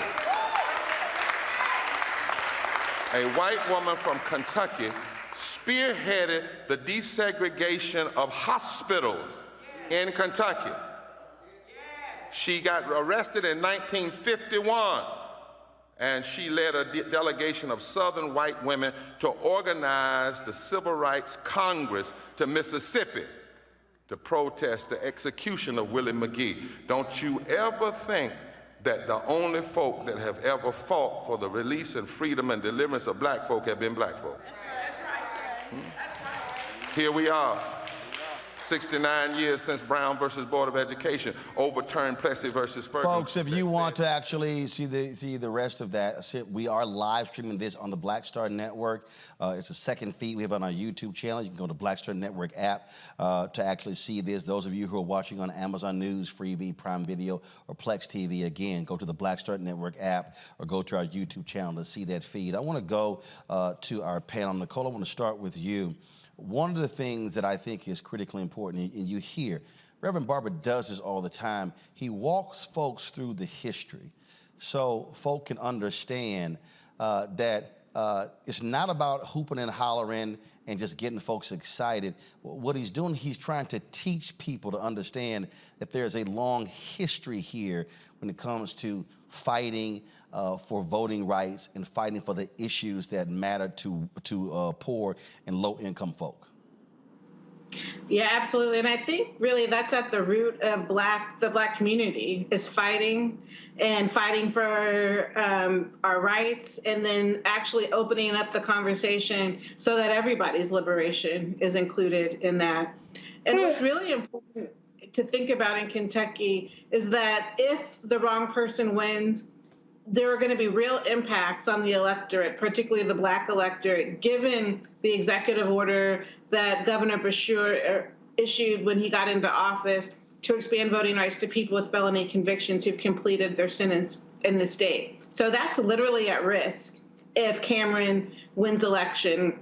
That's happened before in Kentucky when a voter suppressive governor followed a pro-democracy governor and rescinded an executive order stripping the voting rights of people living with felony convictions in the state.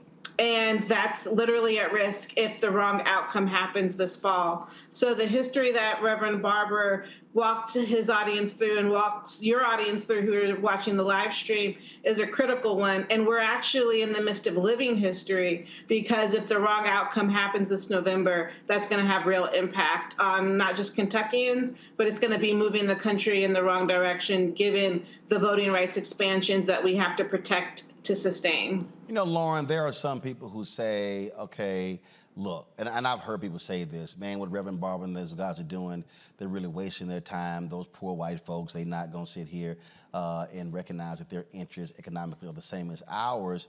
But here's the deal. If you don't actually make the effort to walk folk through, they'll never understand. You know, I used to always say to even President Obama, look, man, stop going to the suburbs of Ohio and Maryland and Virginia touting the Affordable Care Act. Go to the brokest, whitest, sickest, reddest parts of this country and tell them I passed this law for y'all because y'all are broke and y'all sick. And then you should be asking your U.S. senators, where are you? You got a governor's race in Mississippi right now, and again, Democrats love to avoid these states. You know what?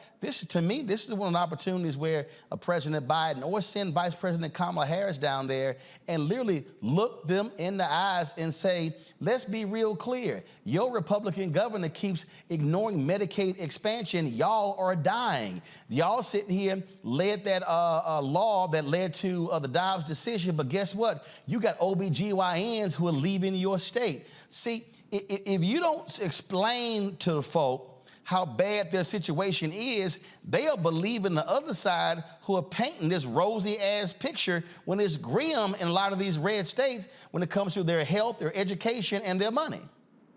Yeah, they're still getting them with the whole Lee Atwater. They're really getting them with the sort of Southern strategy attempt to make it, seem as if anything that you're doing or anything related to any policy that helps anyone African-American, you should not be having anything to do with. The Republicans get everybody on that. And when you do look at some of these poor states, the other day I was on Capitol Hill and I ran into Hal Rogers, who represents Kentucky, one of the poorest districts in the United States. And Kentucky, of course, is also represented by Mitch McConnell.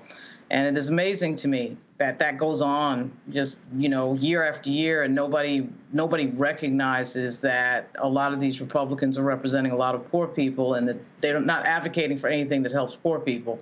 One of the other things that is interesting about Reverend Barber is that, the idea that he's trying to build a diverse ethnic coalition and trying to get black folks and white folks together politically. The last time I heard anyone consistently talk like that was actually John Lewis. Nobody really talks like that anymore. Like, nobody actually says, okay, well, let's build that a coalition of black folks and white folks together working for the same thing. Because there's a lot of commonality, but of course the media makes money off of conflict oftentimes, and that we're sort of always in disagreement and all that. But it's on the ground reality is quite different. The day-to-day reality is quite different.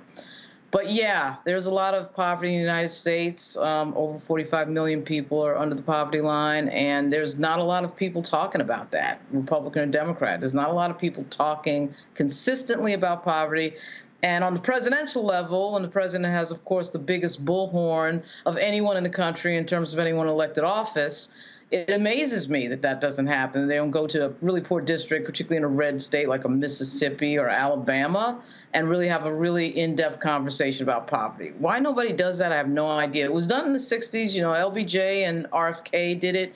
I'm not sure why it doesn't happen today. It makes no political sense. I do. I mean, the reason that's the case, Greg, is because what these candidates always want to say is middle class, middle class, middle class. Because if they talk about the poor in the minds of the middle class and upper middle class voters, oh, here you go with handouts. You're trying to help all those poor, broke people. That's why. That's why they don't talk about them. And the thing that Reverend Barber is doing, he's not talking. They're actually doing. So when they have these events, they literally are teaching people. They're organizing, mobilizing. They don't have, the Poor People's Campaign, Repairs of the Breach, they don't have any events where they are not collecting data. You heard when he said we are live streaming this to all 50 states. Of course, they reached out to us. We're streaming it on the Black Star Network. But what they do is they are linking to other pages as well. They are all about how do we actually build a movement. One of the greatest mistakes that I've always had, I used to, every time black civil rights leaders would hit me about an event, I would go, y'all collecting data? Who's gonna be there? Okay, so who's showing up? Are you getting names, addresses, phone numbers, emails, social media? What are you actually getting? And that's always a mistake. Having an event just to have an event doesn't do anything. So if a 400 or 500 folks show up, then when you need people to move on City Hall and move on the school board and move on the county commission, you now have a database to actually build from. And so that's why I think it's crucial that what they are doing, they are truly organizing and mobilizing. They are, Roland, and that's slow work. It's difficult work. It requires you to be human in the world with other human beings. It's not sexy. And it takes full spectrum work. I mean, think about, you know, you've had Alicia Garza here on the program and to talk about the Black Futures Lab and collecting data, and that's an important piece of it.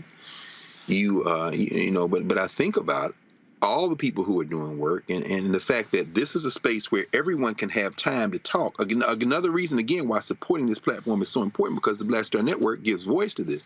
And I'll tell you. It ain't on MSNBC, CNN, no. ABC, Fox, and they're not even showing on their digital platforms. That's right. Not only is it not on there, when you do see a William Barber sneak in and maybe give a segment, it's 5 minutes, it's 10 minutes. It's not long form. It's certainly not streaming like this. You're absolutely right. And they're not putting it on streaming platforms. And I think it speaks to the underlying challenge of movement work. Lauren, when you mentioned John Lewis, as you were talking, you said, I hadn't heard somebody speak like this since John Lewis. I thought for a minute, and at 58, I'm old enough to remember when Jesse Jackson talked like this during his presidential campaign. Mm-hmm. And I think, we all remember that. I was an 18-year-old freshman at Tennessee State when the Jackson campaign came through Nashville. And I'm sitting in the living room of a white hippie in Nashville, one of those students for Democratic Society type hippies, ponytails. And here I am, a kid from South Nashville, in North Nashville, a bunch of other black folk and white folk, man. And this kind of, that Rainbow Coalition idea, of course, birthed, among other places, in Chicago with the Young Lords and the Black Panthers and the Hillbillies from the north side of Chicago all together, Fred Hampton. I think that, we see that now many years later. I did a turn as advisor for the NAACP chapter at Howard, and we went down to Moral Mondays on a weekend. I'll never forget being there in Raleigh, and that's the first time I met William Barber and heard him. And I think this is what Reverend Barber represents. And this isn't to say that John Lewis or Al Sharpton or anybody else doesn't represent this. There is a combination of erudition, of study, of mastery, rhetorical mastery. I mean, we think about our brother Jeremiah Wright at the peak of his powers. And when you see that in combination with a single-minded determination not to abandon the poor, In fact, to be with folk, and not in a drive-by speech or in an auditorium, but literally day by day doing that work, that is terribly effective in the long run.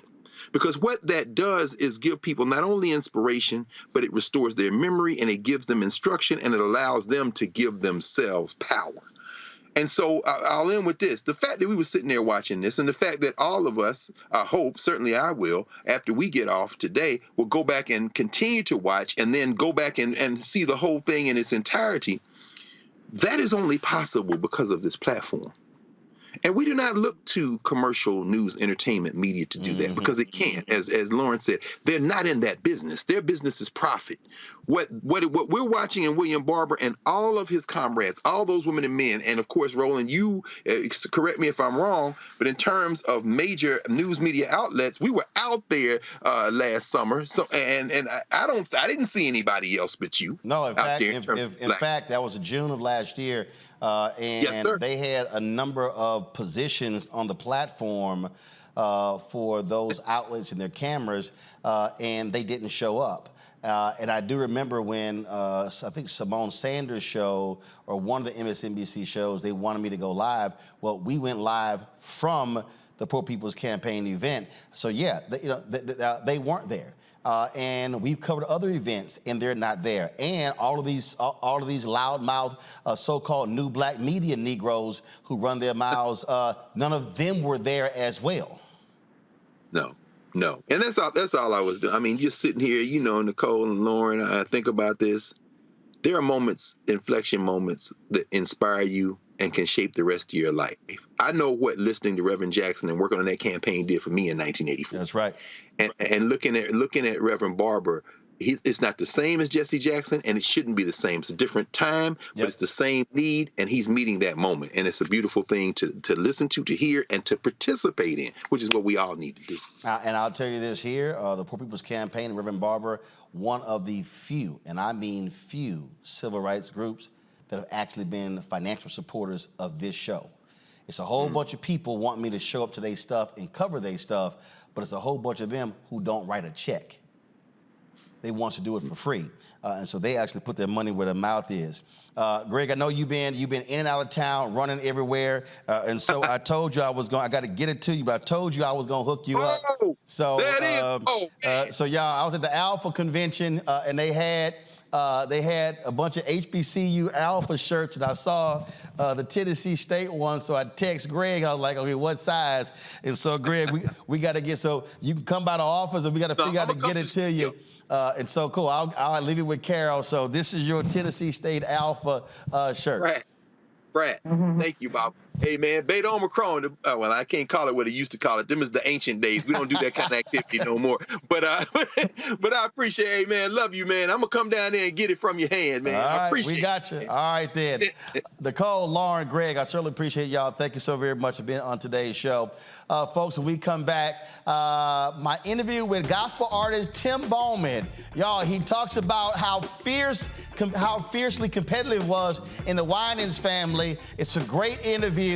And does Tim Bowman know who Jeffrey Osborne and LTD is, who the Commodores are, and Lionel Richie? Y'all, it's a great interview. We'll have that next right here on Roland Martin Unfiltered on the Black Star Network.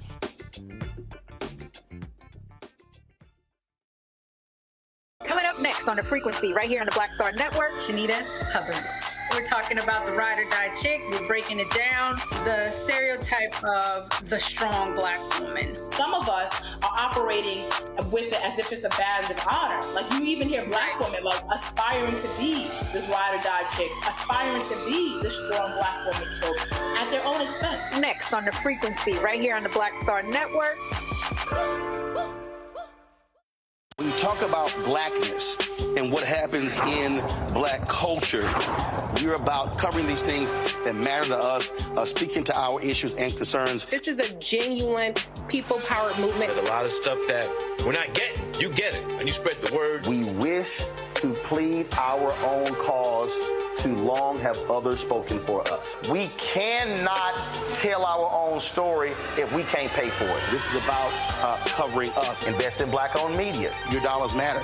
We don't have to keep asking them to cover our stuff. So please support us in what we do, folks. We want to hit 2,000 people, $50 this month, raise $100,000. We're behind $100,000, so we want to hit that. Y'all money makes this possible. Check some money orders. Go to P.O. Box 57196, Washington, D.C. 20037-0196. The Cash App is $RM Unfiltered. PayPal is R Martin Unfiltered. Venmo is RM Unfiltered. Zelle is Roland at RolandSMartin.com.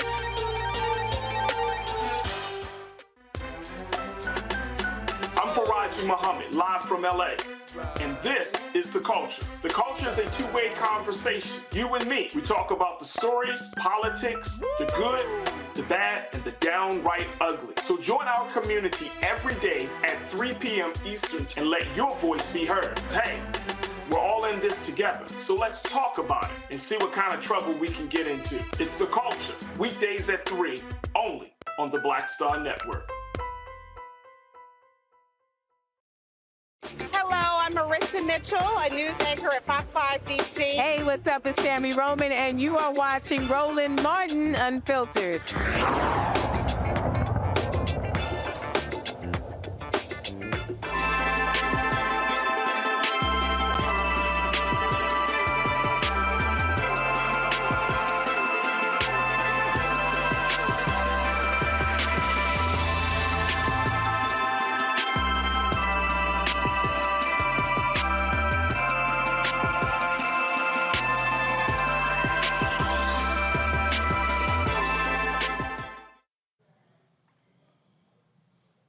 Folks, we are the Black Star Network. We are proud to partner with McDonald's and their Inspiration Celebration and Gospel Tour, a 6-city tour. It kicked off in Chicago at the House of Hope, and then they were at the Fox Theater in Detroit. Tomorrow night in Philadelphia, they will have the concert there as well. It is an amazing lineup of artists: Hezekiah Walker, Anthony Brown, Sir the Baptist, Bree Babineau. You got the Walls family. You got Doe.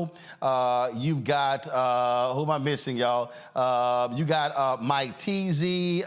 You've got, I mean, just an unbelievable, but also Tim Bowman Jr. He is a member of the gospel royalty, the Winans family. And so we went to Chicago. We sat down and talked with all of the different artists. A great conversation with all of them. And so we're going to be running these interviews over the next couple of months. Again, they're going to be in Philadelphia Friday, October 6th. Then they're going to be in Atlanta, October 20th, and on to Dallas, and ended in December in Jackson, Mississippi. And so you see tomorrow they're at the Mann Center at 5201 Parkside Avenue.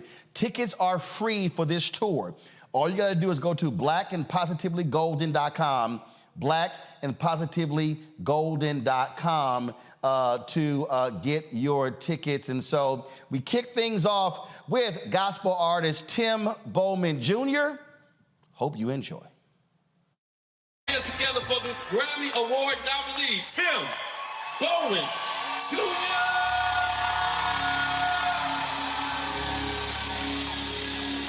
Chicago, where you at? I'm carrying praises in the room tonight. I need about 3,000 praises to jump to your feet. Tell your neighbor we getting ready to blow the roof off of this place. Somebody put your hands in the air, open up your mouth and scream. I believe if you scream loud enough, you won't get what you put into it. I just want to make sure I'm in the right room tonight. Chicago, where you at? Now look at your neighbor, say neighbor. Say, oh neighbor. Come on, get real churchy with him. Say, I don't know if you realize it yet, or if you sense it yet, but you are standing next to a conqueror. Oh, that wasn't the right person. Look at somebody else who's been through something and had come out to shut them on the outside. Say, oh, neighbor. Say, you are standing next to a walking, talking, moving miracle. Because if I can lift my hands and praise him after the last 3 Twist it to you tonight, Chicago. Is there anybody here that loves Jesus? Tim, how you doing? I am fantastic. Good to see you. First of all, you probably had no choice but to be doing music. You know, that's pretty much my story. But my family is, they're savages. Well, a lot of the black generation from that era, they just didn't play. Right. So, like, I'm looking at, like, I got 3 babies. Right. And it's encouraged that whether they sound good or whether they sound bad, you just say, oh, they're so cute. When I grew up, now, Becky, Marvin, Cece, my dad, it was like, if it wasn't good, go back and I can't deal with participation people. I can't. In my family, my mom, all her sisters sang, the Catholic church I grew up in, the Black Catholic church, the whole choir was our family. You couldn't sing, you played instruments. No, straight up. It was, and we didn't, it was the same thing. It's a different generation though, but. No, it's not a different generation. What is it? It's some weak adults who don't want to sit here and speak truth. I'm sorry. If you cannot sing, baby, you can't sing. Get a tambourine. Go play the trumpet, drums, guitar, saxophone, clarinet, flute, or you're going to be the note keeper. Because if you can't play instrument, look, you could carry some bags or something. No, I'm 100%, I can't deal with that. But it built who this generation is now. Like, if it wasn't for that kind of teaching that you grew up, I promise you I wouldn't be sitting here right now. Yeah, if you bad, you bad. You bad. I don't, to me, that I'm telling you, that's everything. Look, I got hired people. Man, I remember we had a show when Colin Powell passed away. Okay. And I had a booker and she was like, oh my God, that was a great show. You should bring donuts in tomorrow. I was like, you know what, of 15 people on the show, you only booked 2 of them. The other 13, I gave you the phone numbers. So it ain't like you had a great show booking guests. I'm literally sitting in front of my uncle right now. And I feel like I ain't bringing no donuts in tomorrow. Now, if we had 15 guests and you booked 13 of them, now got them. Yo, great job. But maybe she needed some encouragement. Buy your own cupcakes or donuts. I can't. No, that really does bother me because I fundamentally believe that when folk don't give you the hardcore truth, come on. When you come up against a real situation, you have a false sense of belief. Yep. And it's like, I don't understand what's going on. Well, because you really can't sing. That's good. No, and it'll make you. I'm telling you, self-awareness is so key in this business.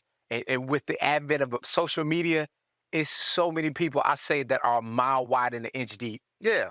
Kathy Hughes has a phrase, she call it, you ain't deeper than mustard on a hot dog. What? I love the thing your generation and these saying. Hey, what? But you know exactly what that means. I know exactly what it means. Exactly what that means. You ain't deeper than mustard on a hot dog. That's hilarious. But that to me, when you look at like when Get On Up came out. Okay. So that was that. So that was it was the great scene when Maceo was talking to Bobby. Okay.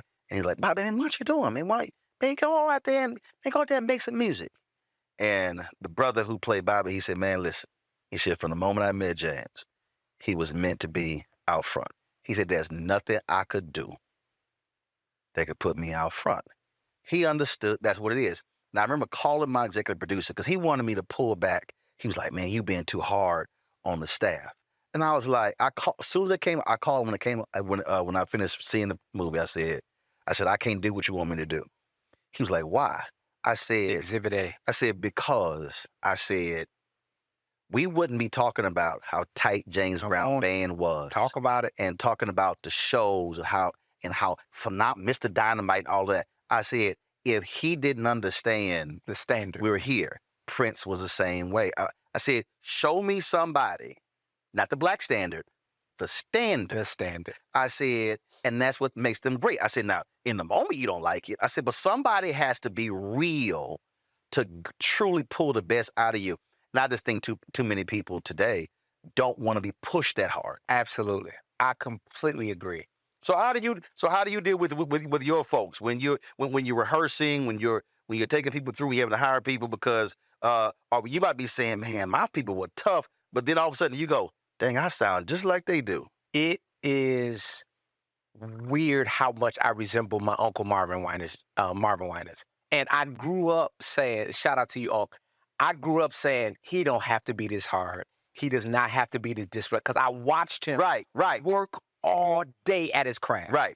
Like we see him now pastoring. We see him not, but he worked. He will question you. Yeah, are you kidding me? He will. I'm sure. Hold up. We spoke at Bethune-Cookman. And again, I grew up Catholic. Man, we didn't read the Bible. We didn't know how many books were in the Bible. We couldn't tell you what was new and old. Look, we had a missalette, okay? What is a missalette? It was a booklet that had all the readings for the month, the scripture for the month, and it's all in the missalette. That's all like budget. Dog, it's all right there. That had the original budget. No, you got one book. Nope.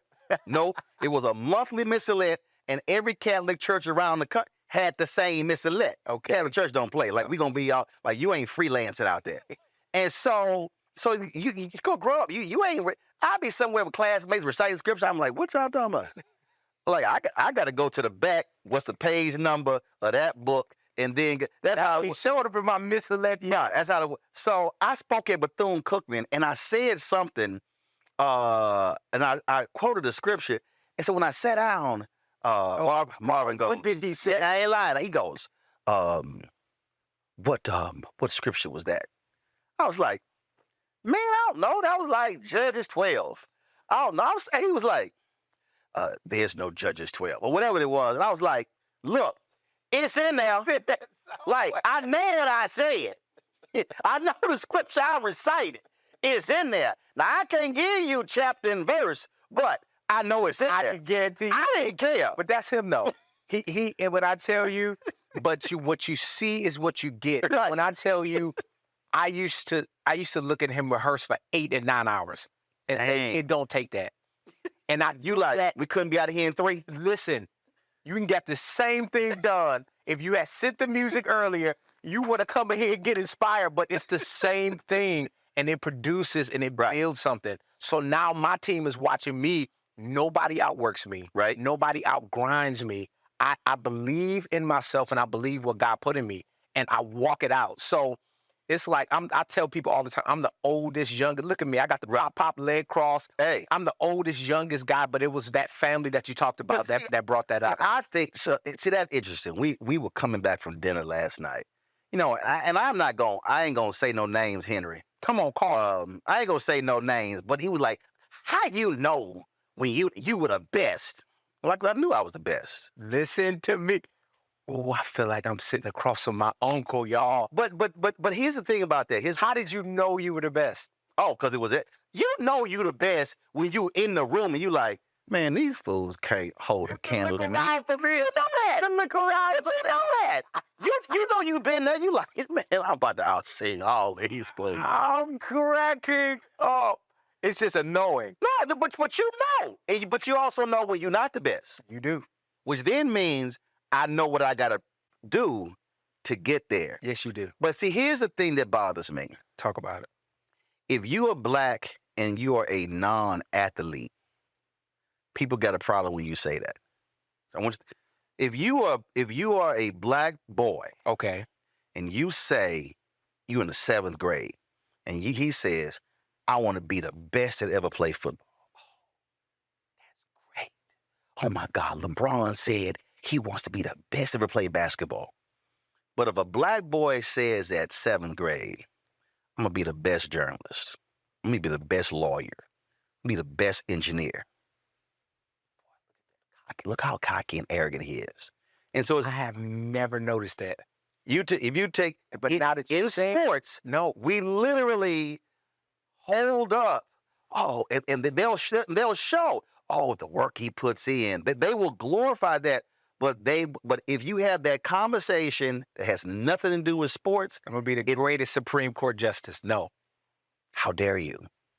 Wow. How dare you? Wow. And we black folks will say the same thing. Because we're conditioned. Conditioned. And so I think it's the hardest thing to try to talk to a young person to get them to say, no. You need to understand. I got inducted to the Hall of Fame, and somebody said, "Did you ever just envision growing up all of this would happen?" Yes. They were like, "Excuse me." I'm like, now, was it your parents? Was it like how? Because for me, it was definitely that family that you talked about. They made me know. They put a dog in me. It's like so when I'm singing, when I'm in rehearsal, it's just a awe in me. Like I thinking back. First of all, grandfather and grandmother maternally were married like 44 years. Wow. Only lived 8 blocks, so I spent a lot of time with them. Grandmother owned a catering business. Parents this year married 56 years. Oh, wow. And my parents never went to college. Congratulations. Never what they weren't. Never made more than $50,000 combined. But it was like you're absolutely going to get an education. And it really when I think back, it wasn't even, no, you're going to be the absolute best. I think what it really was is the foundation was laid. And then is, now what are you going to do with it? And so then for me, when I decided I'm going to this school, it was like literally walking on the campus, I said, I'm going to be the best to ever come to this school. Now you got to do it. And so it's a mindset, it's attitude, it's just growing up in the conversations with relatives and where they affirmed, they also challenge hardcore. So like we had family debates, they never treated us like, okay, y'all go to the kiddie table. It was like, oh, you want to get in this conversation? You can get in the conversation. Keep up. But you ain't gonna get treated like no kid. Yeah. Understand? Yeah. We will kick your behind and destroy your arguments and hurt your feelings. Yep. And then you gotta go lick your wounds. We ain't even gonna hug you. Yep. So if you want to come in this debate, come on. But you know what's gonna happen if you can't keep up. Sit in this. So it's like children's church. My parents wouldn't let us go to children's church. No. You go sit in the main service and understand what's happening in here. And if you go to children's church, it's gonna be the play and that fun. Man, my grandfather told the priest, man, I don't need to come to you to confess my confessions. I can go to God straight. Come on, Pops. Dude, I saw my grandfather teaching the prescription. I was sitting and I was like, this Negro is crazy. He was bad. He was bad. So when you see that, yeah, I think what that does is it gives you, man, he told me something, tripped me out. He told me, my brother, y'all ain't got to tell people yes, sir, no, sir. He says, yes will suffice. He said, I had to sit here and tell white folks, yes, sir, no, sir. This was exactly what he told. I was like, to my brother, like, I said, man, where does this come from? He's like, yes will suffice. So I think growing up, he passed when I was 15. I think growing up. But you're proving my point. Yeah, that's the village you came. That's the building. So it wasn't necessarily you're gonna be great at being a journalist. It's the building up of all the other stuff, and now you can go do whatever you want to do because you've been built. Take this foundation and fit it in whatever field you choose to go. There you go. I love it. There you go. I love it. There you go. So for you said for your 3 kids. For my 3 kids. So how are there moments then when you sit here and go, I think I would push a little too hard? No. Really? Well, my wife is a little more lenient, but I'm not. I'm the guy who, like you said, if you're gonna stand here, make eye contact. Like I don't let my kids walk in here and be speaking to me and looking down and looking away. No, stop. I do that with kids. And a couple people say, hey, meet my son. I go, look me in the eye. Look me in the eye. I won't take a selfie with a young black boy who won't smile. I said, say, bro, this ain't no prison photos. You can smile at the photo. Because there's so many, because we are teaching young black boys to be hard. Come on. Yo, man, you a man. Man don't smile. I was like, it's a photo, dog. Smile. I've literally said, no, ain't gonna be no photo of you unless you smile. And the mama look at me and I would go, no, I'm dead serious. I need an intern with you for like a no. I would be laughing. Oh yeah, you would be great. Like, Sign me. Hey, I will be behind that camera or behind you cracking. Oh, Hold up, but we better not miss that shot though. get the shot. Antoine. Oh, so okay, who is that? Antoine. Me dancing on stage with Snoop Dogg at a Cincinnati Music Festival and somebody stopped recording. No. And had the money angle and the money shot. Antoine. Not Antoine. But Antoine kept his job, though. No, barely. But he kept his job. Barely. He on probation. So what did that look like? You come off the stage, woo, man, Snoop, yeah, no. Okay, let me see what I'm saying. No, thought we had it. See, next morning, I'm flying to New York. Cracking me up. I'm flying to New York. Send me the video. Had sent me the video. I look at the video on the plane. Why the video start? Antoine! What happened? Send text. Say dog. Send me the rest. Oh, I thought Deshaun had it. Deshaun, the driver. You too hard on Antoine. I don't like it. I don't like this line. I don't like this line. Missed the shot. The money shot. And here's anybody else getting The money shot. Snoop had to send me another angle. Okay, well, you got it then. Oh, because that one wasn't what it wasn't even shot vertical, it wasn't shot horizontal. Missed the money shot. But you got this is a story you will have. Piece it together. You will have this story for the rest of your. And he gonna have it too. He gonna have it too. Hey, I'm tired enough of this man internship. You are hilarious. But Dad, you know, but again though, to me, and then it was like, well, you know, I got 19 out of 20 right. Yeah, but you got that one wrong. I love it. Hey, I love it. I just think that, again, if you want to be great, yes, sir, somebody has to push you to greatness. I agree. Like who's dropping a cap behind me right now in a live interview? See, I don't understand. Because I know. Nah, you do like Prince and James Brown, turn around and go, absolutely. You hit them like. My team already know what this. You hit what? They already know. And I with my smile. You hit with that $5? Yeah. You be like, oh, let me praise the Lord. No, I just $520. Yes, sir. I'll never forget one time my MD hit the wrong song next. And we had the full band, and I turned and I smiled at him, and I just stayed there. And it was about 5 seconds too long, and his smile went from to like, yeah, you know what you did. You know when that lean on this smile too long, you know what it means. There you go. So, but I think it builds something in you. And yes, it my father told me one time, as long as the pain to remain, I want to get this right. As long as the pain to remain the same is less than the pain to change, you'll never change. Did I say it right?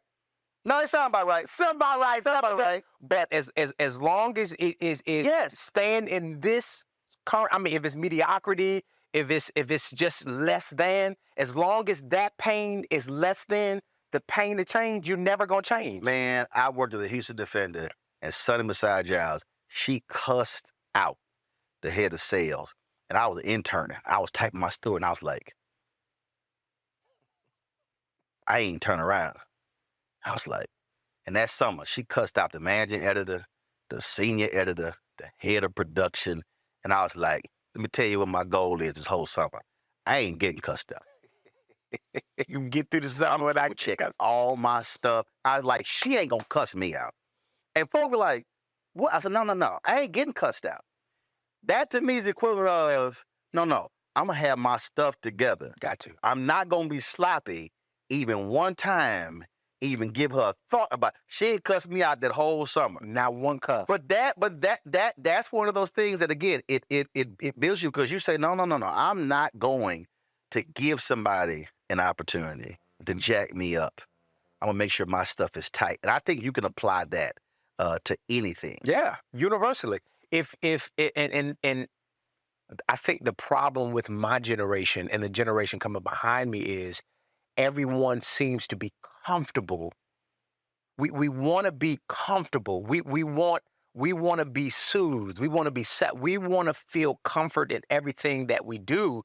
And no one is a general statement, but we need more people taking big shots to get out of this pool and go swim over here by yourself. And when I say not people, somebody might say watching, oh, yeah, but people make mistakes. No, people make mistakes, but I can accept a mistake except when I told you to do something and then you did not fully do it. And now I can't accept the mistake because I told you in advance. That's the one that also gets me when you tell somebody, oh, I see what's coming. Do this to avoid this from happening, but then you forget to do it. And then it's like, yeah, but I did it 19 out of the other 20 times. Yeah, but that wasn't instruction. This one is what's screwing us up. Come on, you're teaching. Anthony. Okay, this is what did Anthony do? Man, he hit me the other day. He hit me the other day. Hey, you got to back up to that interview. My drive crashed. You mean the interview that was December 2021? You mean when I told you to dump all interviews onto another drive 3 months ago? But I dumped everything except that one. But right now we need that one. That one. See? Anthony had a lot on this, but you gave Anthony a lot of things to do. And the thing is, Anthony is the interview was almost 24 months ago. I don't like it. Guess what? I don't like this at all. Uh-huh. I don't like this. Anthony works for a living legend. Can you imagine his workload? And guess what? I bet he backing this interview up right now in real time. He got redundancy going. If this go out, something gonna get back. Oh man, the thing is, when you need that thing at that moment, that's when you need it. That's when you need it. You're talking. And that's just, I just think I just fundamentally believe that when you talk about this generation, and people get caught up. Look, I was hard on my fellow folk when I was, so they like, oh, you Gen X. So I was killing folks at the same time. Like, man, what you doing? But I just think that builds you to be great. I'm sitting here listening to you tell me how you became who you are. This is fascinating to me. And you laying out how your folk were like, you ain't gonna be sitting there mentioning my name in interviews and your stuff sloppy. But see, that's the common thread. There's a bar. I mean, and then if you talk about the scripture, it's like when Christians make concession for living any kind of way, it's like we press towards the mark. What is the mark? The high calling which is in Christ Jesus. So I gotta know how the standards that Jesus set. Now, not religious, because people will try to put religion on you. I'm talking about spirituality. Right. That's the mark. Right. I'm sitting here listening to you, and the common thread that I'm hearing, I promise you, I'm just meeting you for the first time, and you feel like my uncle. But it's a common thread that all of the greats tend to have, and it's an insatiable appetite for greatness and to be above average. So it's like, this is fascinating to me. Okay, so you just mentioned greatness. Someone said once, people remember those who are great, not those who are mediocre. I disagree. We remember those who are mediocre. Absolutely. Think about all the people who were first-round draft picks who were bust. Yes. They will forever be associated with being bust. That's mediocrity. There's one from Duke that's coming to mind right now. Yeah, I know exactly who I'm talking about. But that's and I think people forget that, no. If you're mediocre, they'll remember mediocre. Yeah. That is an amazing point. Absolutely. And I just think that a lot of people don't think about that. But then you ask yourself the question, what do you want to be remembered for?